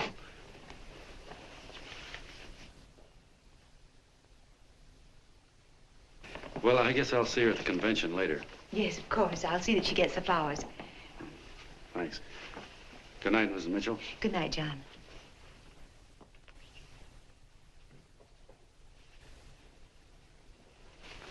Say, Mrs. Mitchell, I'm kind of glad Anne isn't here. You see, I came over here hoping to see her alone, and kind of hoping I wouldn't, too, you know what I mean? There was something I wanted to talk to her about. But, well, it'll wait, I guess. Good night. Good night, John. Say, look, Mrs. Mitchell, have you ever been married? Oh, I'm sure you have. Gosh, that's pretty silly. But I guess you must think I'm kind of batty. Well, I guess I'd better be going at that. John, my husband said, I love you. Will you marry me? You did? What happened? I married him. Well, yeah, that's what I mean, see? It was easy as all that, huh? Uh-huh.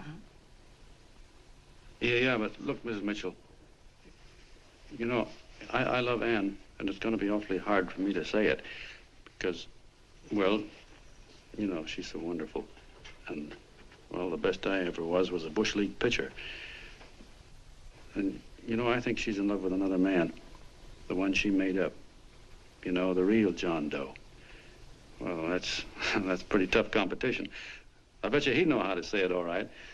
With me, I get up to it and around it and in back of it, but I never get right to it. You know what I mean? So the only chance I've got is, well, if somebody could kind of give her a warning, sort of prepare her for the shock. You mean you'd like me to do it? Hmm? Well, I was thinking that, yeah, you know, sort of break the ice. Of course I will, John. Gee, listen. Thank you, Mrs. Mitchell. Hey, you're okay.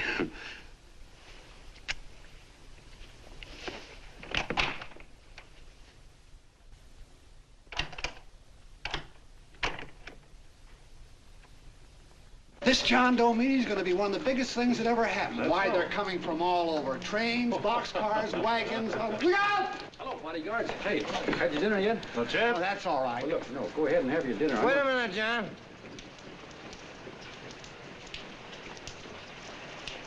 Hello, Mr. Connell. How are you, John?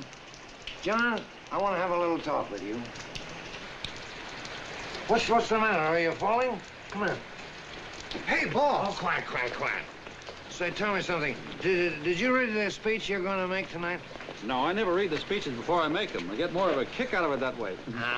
It's just exactly what I thought. Beanie, go on down to the office, tell Pop to give you the speech. There's a copy on my desk. Gee whiz, boss, you know Mr. Norton told me not to leave him, not even for a minute. Go on. We'll be at Jim's bar up the street. You're a nice guy, John. I like you. You're gentle.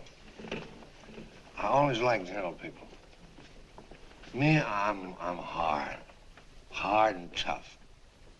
I got no use for hard people. Gotta be gentle to suit me. Like you, for instance.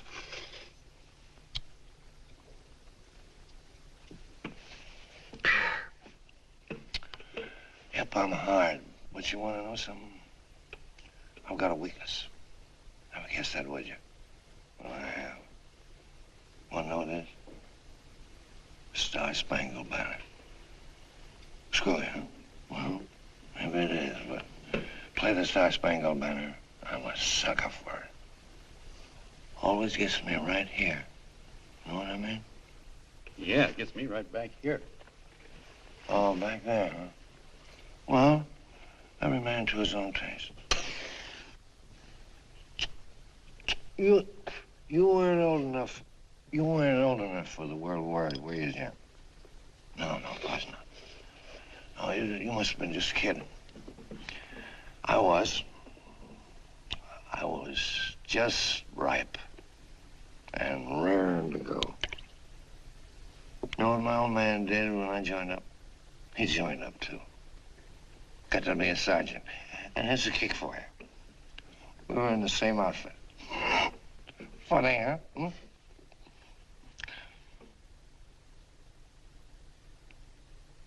He was killed, John. I saw him get it. I was right there, and I saw it with my own eyes.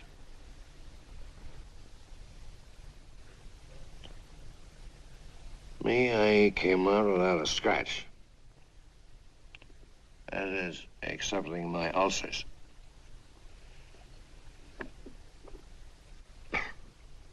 I should be drinking milk, you know. This stuff is poison. Hey, Tubby. Yes, Mr. Connell? What do you say, huh? All right. Yep, I'm a sucker for this country. I'm a sucker for the Star-Spangled Banner, and I'm a sucker for this country. I like what we got here. I like it. A guy can say what he wants and do what he wants without having a bayonet shoved through his belly. And that's all right, isn't it? You betcha. Yeah. Well, we don't want anybody coming around changing it, do we? No, sir. No, sir. And when they do, I get mad. I get boiling mad. And right now, John, I'm sizzling. I get mad for a lot of other guys besides myself. I get mad for a guy named Washington, and a guy named Jefferson, and Lincoln. Lighthouses, John. Lighthouses in a foggy world. You know what I mean? Yeah, you bet. Listen, pal. This fifth column stuff is pretty rotten, isn't it? Yeah, it certainly is. And you'd feel like an awful sucker if you found yourself marching right in the middle of it, wouldn't you? You. Of course, you wouldn't know it because you're gentle. But that's what you're doing. You're mixed up with a skunk, my boy. A no-good, dangerous skunk. Say, you're not talking about Mr. Norton, are you? I'm not talking about his grandfather's pet poodle. You must be wrong, Mr. Cannell. Because he's been marvelous about the John Doe clubs. Yeah? Say, you're sold on this John Doe idea, aren't you? Sure. Sure. I don't blame you. So am I. It's a beautiful miracle. A miracle that can only happen right here in the good old USA. And I think it's terrific. What do you think of that? Me, hard-boiled Cannell, and I think it's plenty terrific. All right. Now, supposing a certain unmentionable worm whose initials are DB was trying to use that to shove his way into the White House so he could put the screws on, so he could turn out the lights in those lighthouses. What would you say about that, huh? Nobody's going to do that, Mr. Cannell. They can't use the John Doe clubs for politics. That's the main idea. Is that so? Then what's a big political boss like Hammer doing in town? And a labor leader like Bennett? And a lot of other big shots are up at DB's house right now. Wolves, John. Wolves. Waiting to cut up the John Does. Wait till you get a gander at the speech you're going to make tonight. You're all wet. Miss Mitchell writes those speeches. Nobody can make her write that kind of stuff. They can't, huh? Who do you think writes them? My Aunt Emma? I know she writes them. And gets a big bonus for doing them, too. A mink coat and a diamond bracelet. Don't write them. Why, that gold-grabbing dame would double-cross her own mother for a handful of Chinese yen. Shut up. If you weren't drunk, I'd... Hey, boss. Here's the speech, boss. Hey. Go on and read it, John, and then start sucking. Hey, wait a minute, Mr. Doe. Tubby? Yes, sir. Better bring me a glass of milk. I'm smoking too much. Yes, Charlie? Got everything all set? Fine. John Doe been taken care of? Good. How many people do you think will be there? 15,000? Oh, my, that's fine. Now, listen, Charlie. As soon as John Doe stops talking about me, I want you to start that demonstration. And make it a big one, you understand? Don't worry about that, DB. My boys are there. They'll take care of it. What? Yes, I'll be there 15 minutes after I get your call. Why, Mr. Doe. Where are they? In the dining room, sir.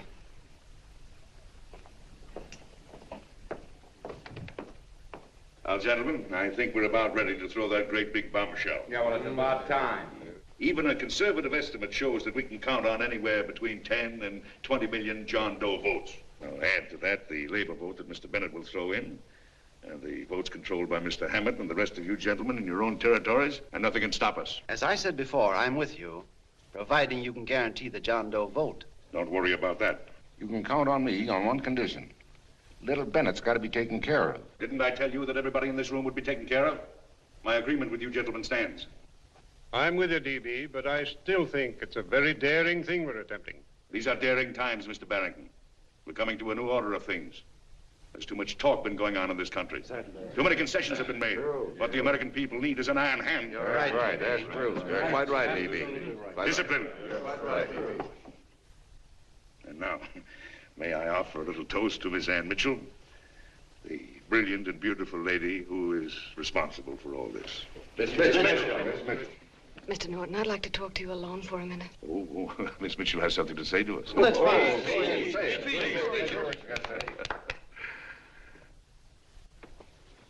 Hello.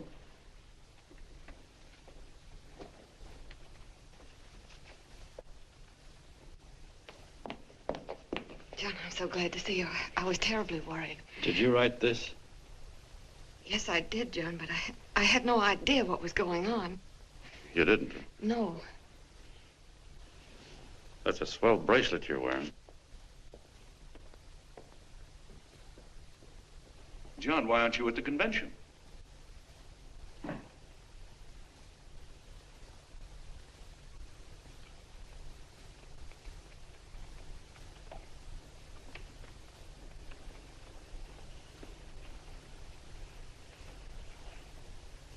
Is there anything wrong? No, nothing's wrong. Everything's fine. So there's going to be a new order of things, huh?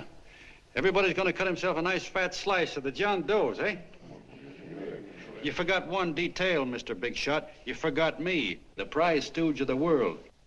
Why, if you or anybody else thinks he's going to use the John Doe clubs for his own rotten purpose, he's going to have to do it over my dead body. Oh, hold on a minute, young man. Hold on. That's rather big talk. I started the John Doe clubs with my money. And I'll decide whether or not they're being properly used. No, you won't. You're through deciding anything. And what's more, I'm going down to that convention and I'm going to tell those people exactly what you and all your fine feathered friends here are trying to cook up for them. And I'm going to say it in my own words this time. Stop it, D.B. You ruined us, D.B. Wait a minute, fella. My uncle wants to talk to you. Listen to me, my son.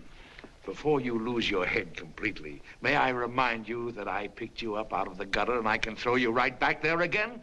You've got a nerve accusing people of things. These gentlemen and I know what's best for the John Does of America, regardless of what tramps like you think. Get off that righteous horse of yours and come to your senses. You're the fake. We believe in what we're doing.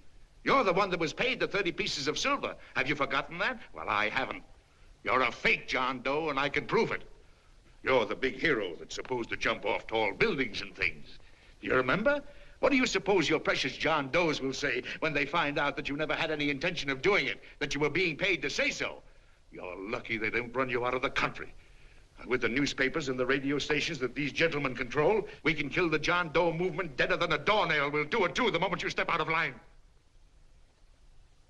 Now, if you still want to go to that convention and shoot your trap off, you go ahead and do it.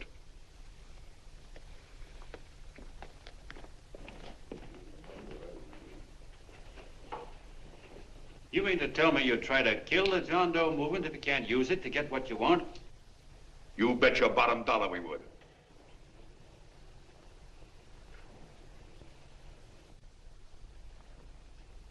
Well, that certainly is a new low. I guess I've seen everything now. You sit there back of your big cigars and think of deliberately killing an idea that's made millions of people a little bit happier. An idea that's brought thousands of them here from all over the country, by bus and by freight and jalopies and on foot, so they could pass on to each other their own simple little experiences. Why, look, I'm just a mug and I know it, but I'm beginning to understand a lot of things. Why, your type's as old as history. If you can't lay your dirty fingers on a decent idea and twist it and squeeze it and stuff it into your own pocket, you slap it down. Like dogs, if you can't eat something, you bury it. Why, this is the one worthwhile thing that's come along. People are finally finding out that the guy next door isn't a bad egg. That's simple, isn't it? And yet a thing like that's got a chance of spreading till it touches every last doggone human being in the world, and you talk about killing it. Why, when this fire dies down, what's going to be left? More misery, more hunger, and more hate. And what's to prevent that from starting all over again? Nobody knows the answer to that one, and certainly not you with those slimy, bollocksed-up theories you got. The John Doe idea may be the answer, though. It may be the one thing capable of saving this cockeyed world. Yet you sit back there on your fat hulks and tell me you'll kill it if you can't use it. Well, you go ahead and try. You couldn't do it in a million years with all your radio stations and all your power. Because it's bigger than whether I'm a fake. It's bigger than your ambitions, and it's bigger than all the bracelets and fur coats in the world. You bet it is, John. And that's exactly what I'm going down there to tell those people. A minute, you ungrateful rat. My uncle's been too good. He's getting away. Give me the bullet. John! I've always told you, D.B., you're playing with dynamite. Which way? All right, now, girl, get away. Before he gets through tonight, he'll ruin us all. I'll stop him cold. Don't worry, I've been ready for this. John! Oh, John, please listen to me. Please, I can explain everything, John. I didn't know what they were going to do. Let me go with you, John. John, please. Go ahead, driver. Ballpark. Explain it to you, John. Please let me go with you. Please. John! Mr. Martin wants to see you. Listen to me, Mayor Lovett. You do as I say. I want them both arrested. You tell the police department to pick up Cannell. I've got the girl here. I've got the bullet. I don't care what you charge him with. If you're worried, let him go in the morning, but keep him in jail overnight. Hello, Bulletin. Put that wire on.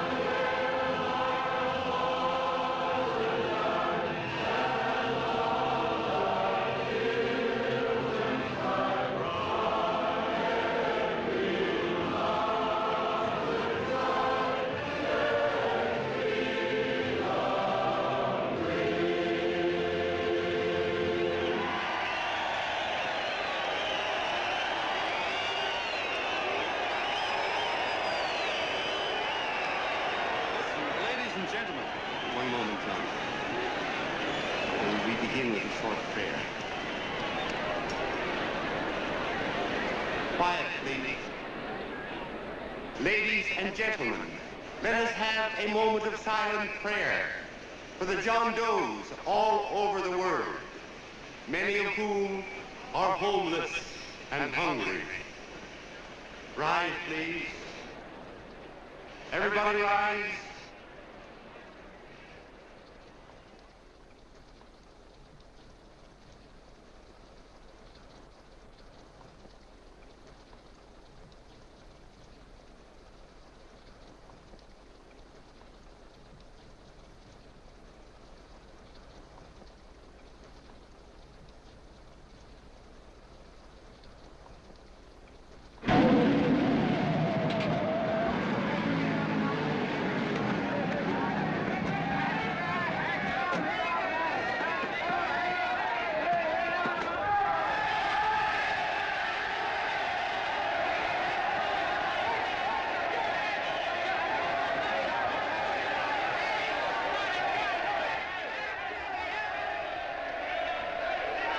Newsboys.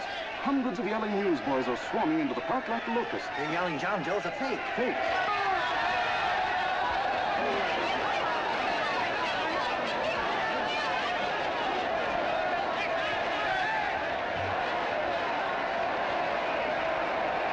Federal investigation urged by Chamber of Commerce. How could he be a fake? It must be some kind of a gag. A what? A gag. A gag.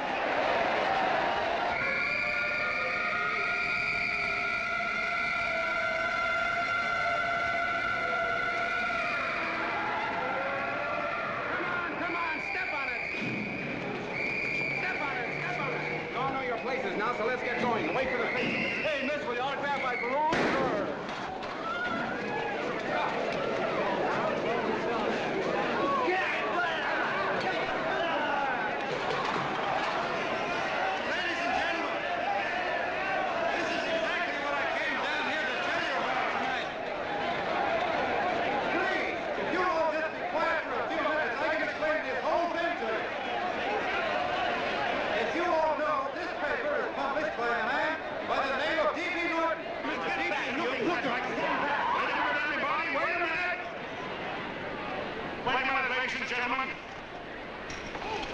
My name is D.B. Norton. You all know me. I accuse this man of being a faker. We've been taken for a lot of suckers, and I'm the biggest of the lot. I spent a fortune backing this man in what I believe to be a sincere and worthy cause, just as you all did. And now I find out it's nothing but a cheap racket cooked up by him and two of my employees for the sole purpose of collecting dues from John Does all over the country. That's a lie. It's not a lie. Nickels and dimes to stuff into their own pockets. You can read all about it in the newspapers there. That's a lie. Listen, Don't don't believe what... This man had no intention of jumping off the top of a building. He was paid to say so. Do you deny that? That's got nothing to do with it. Were you paid for it or weren't you? Yes, I was paid, but there And what about the suicide note? You didn't write that either. What difference Did you write it or didn't you? No, I didn't write it. Now, you bet your life you didn't. You look in your papers, ladies and gentlemen, and you'll find Miss Nixon's signed confession that she was the one who wrote it. Listen, folks, it's a fact that I didn't write the letter. There, you see, he admits it. You're a fake, John Doe. For what you have done to all these good people, they ought to run you out of the country. And I hope they do it.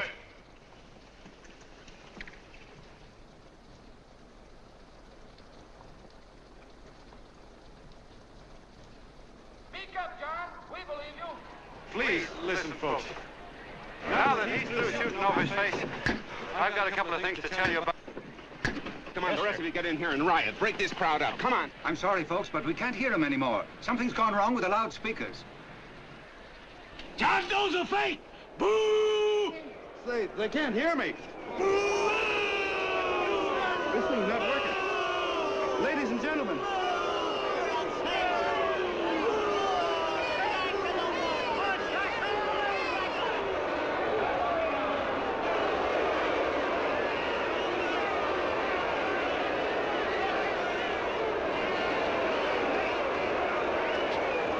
This thing's bigger than whether I'm a fake. Look, Kirk, you believe me, don't you? Sure, I believe you. Walking my legs off, digging up 5,000 signatures for a phony. Well, there you are, Mr. Doe. 5,000 names asking you not to jump off any roof. It makes no difference, Bert. The idea's still good. We don't have to give up our club. Yeah, well, you can have it. They're starting to throw things. Somebody's going to get hurt. I'm afraid it'll be John Doe. Listen to that mob. I've got to go to him. All right, lady. Hey, what's wrong? Oh, let me go. I want to go to him. Oh, please. Please let me go. They're crucifying him. I can help him. Sorry, sister. We got orders to hold... Orders from who? Can't you see it's a framer? And oh, Mother, they won't let me go. They won't let me go. Listen, folks. You gotta listen to me, everybody. Back to the jungle, you hobo! Just another racket! Stick to your clubs. We've been fed baloney so long, we're getting used to it.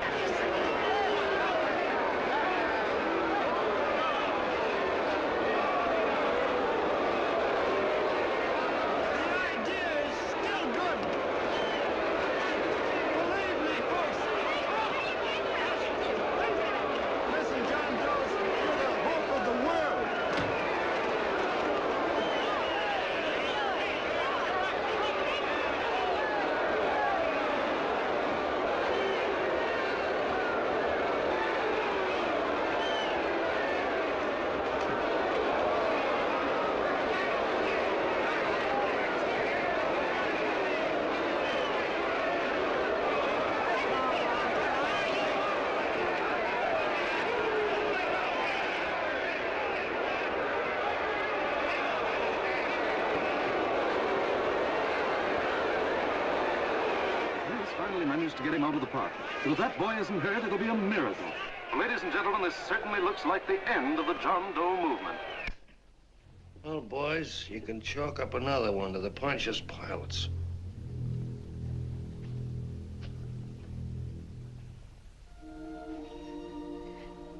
I should have been there.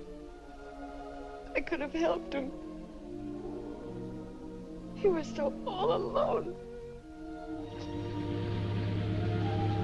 A lot of us are going to be mighty ashamed of ourselves after tonight. We certainly didn't give that man much of a chance.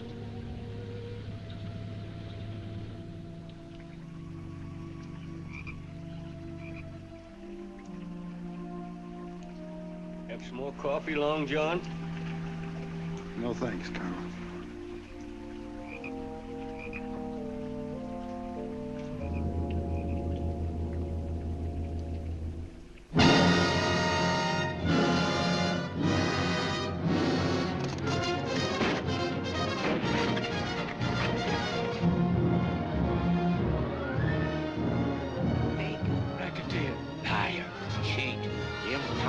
Why don't you jump? Christmas Eve at midnight. Bye, Mr. Doe. You're a wonderful man. And God bless you, my boy. Now get in there and catch. You're a fake John Doe, and I can prove it. You're the big hero who's supposed to jump off tall buildings and things. Do you remember? What do you suppose your precious John Does will say when they find out that you never had any intention of doing it, that you were being paid to say so? Christmas Eve at midnight.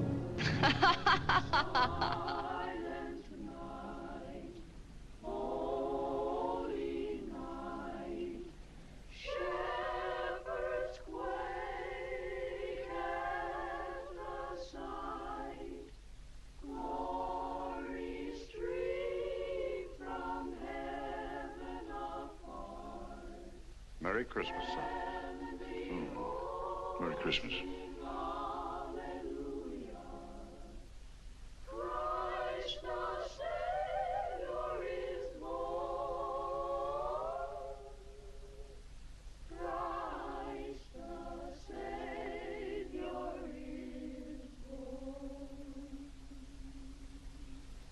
Thank you, sir.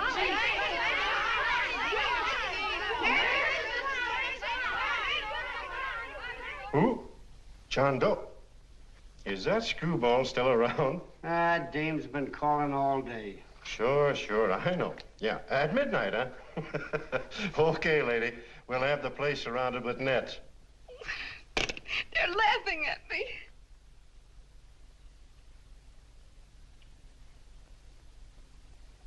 You're a sick girl, Anne. You better take it easy. Whom are you calling now? You called that number not 10 minutes ago. Hello, Mr. Cannell. Have you seen him yet? Now listen, Ann, he can't possibly get in without our seeing him. I'm watching the side door and the colonel's out front, so stop worrying. Oh. Thank you.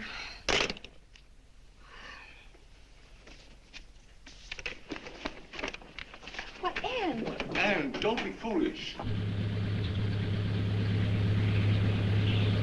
If this isn't the craziest, the battiest, the looniest wild goose chase I ever heard of. Oh, shut up, Bert. Sourpuss is right. Yeah, well, if he is, I'm a banana split. That man is going to be on that roof.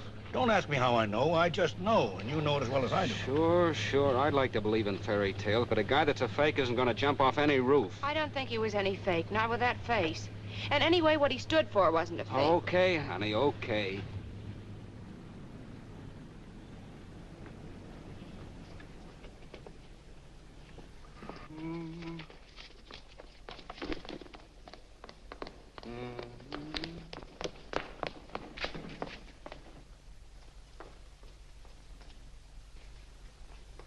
Elevators ain't running.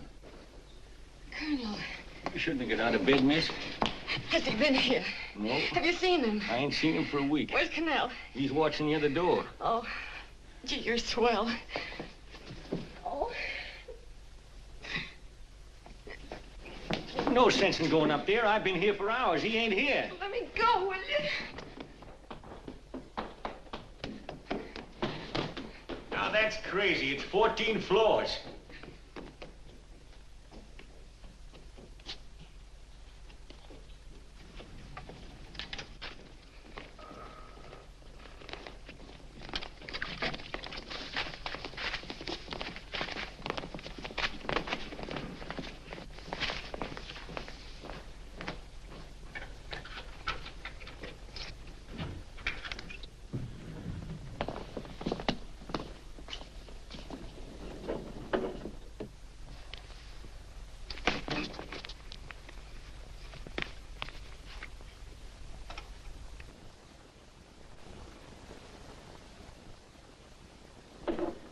far as the elevator goes.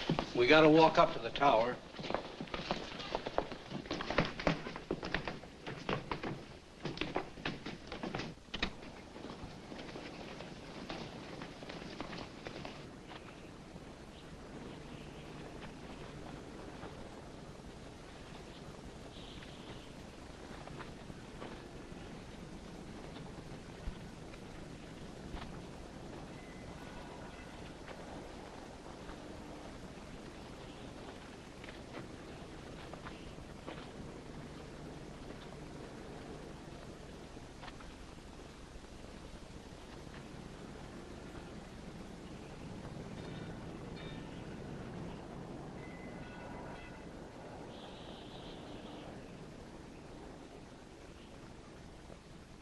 That tramp was probably full of Christmas cheer and asleep in some flop house. Let's go. I've got to decorate my tree.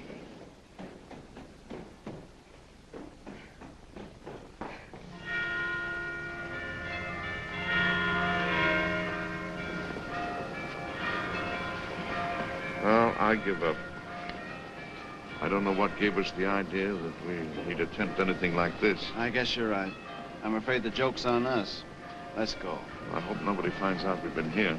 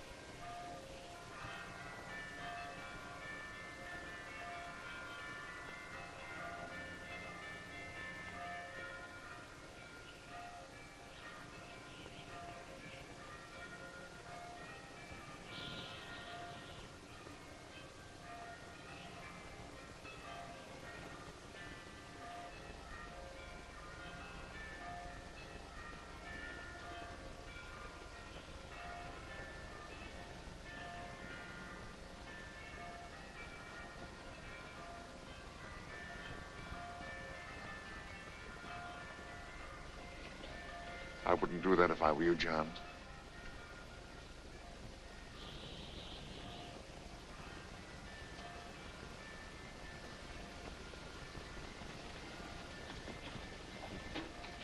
It'll do you no good. The mayor has policemen downstairs with instructions to remove all marks of identification you may have on your person.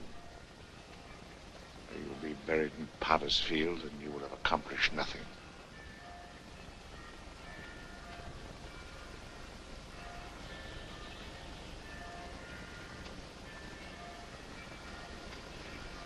I've taken care of that.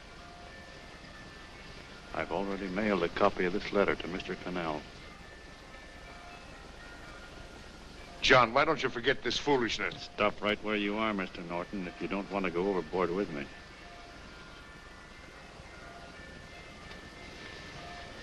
I'm glad you gentlemen are here. You killed the John Doe movement, all right. But you're going to see it born all over again.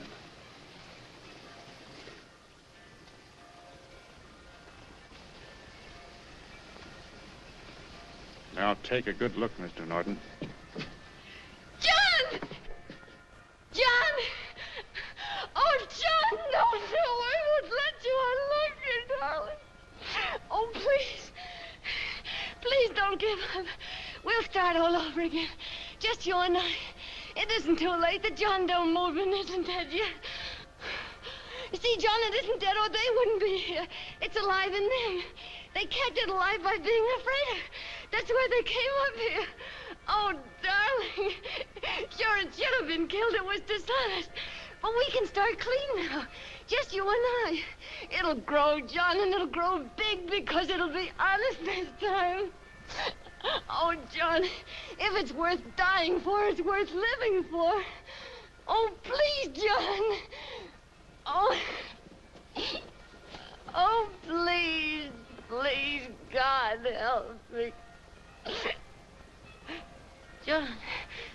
John, look at me. You want to be honest, don't you? Well, you don't have to die to keep the John Doe idea alive. Someone already died for that once. The first John Doe. And he's kept that idea alive for nearly 2,000 years. It was he who kept it alive in them. And he'll go on keeping it alive forever and always. For every John Doe movement these men kill, a new one will be born. That's why those bells are ringing, John. They're calling to us. Not to give up, but to keep on fighting, to keep on pitching. Oh, don't you see, darling? This is no time to give up. You and I, John, we... Oh, no. No, John. If you die, I want to die, too. Oh, I love you. Oh, John.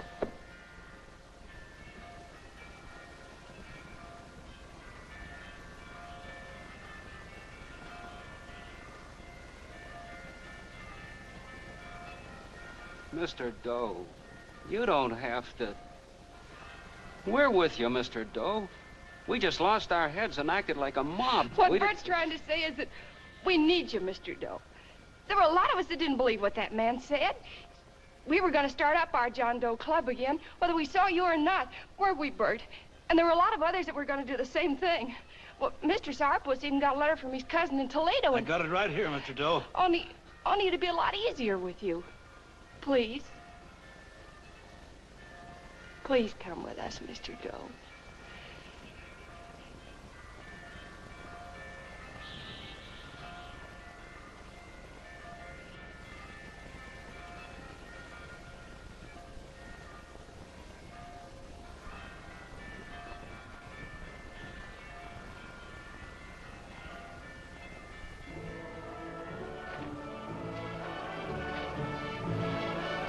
Long John. Mr. Doe. Here, we'll help you with it. She'll be all right. Mr. Doe, take her right down to the car. And right up front. Look, we got a car right down. They are Norton, the people. Try and lick that.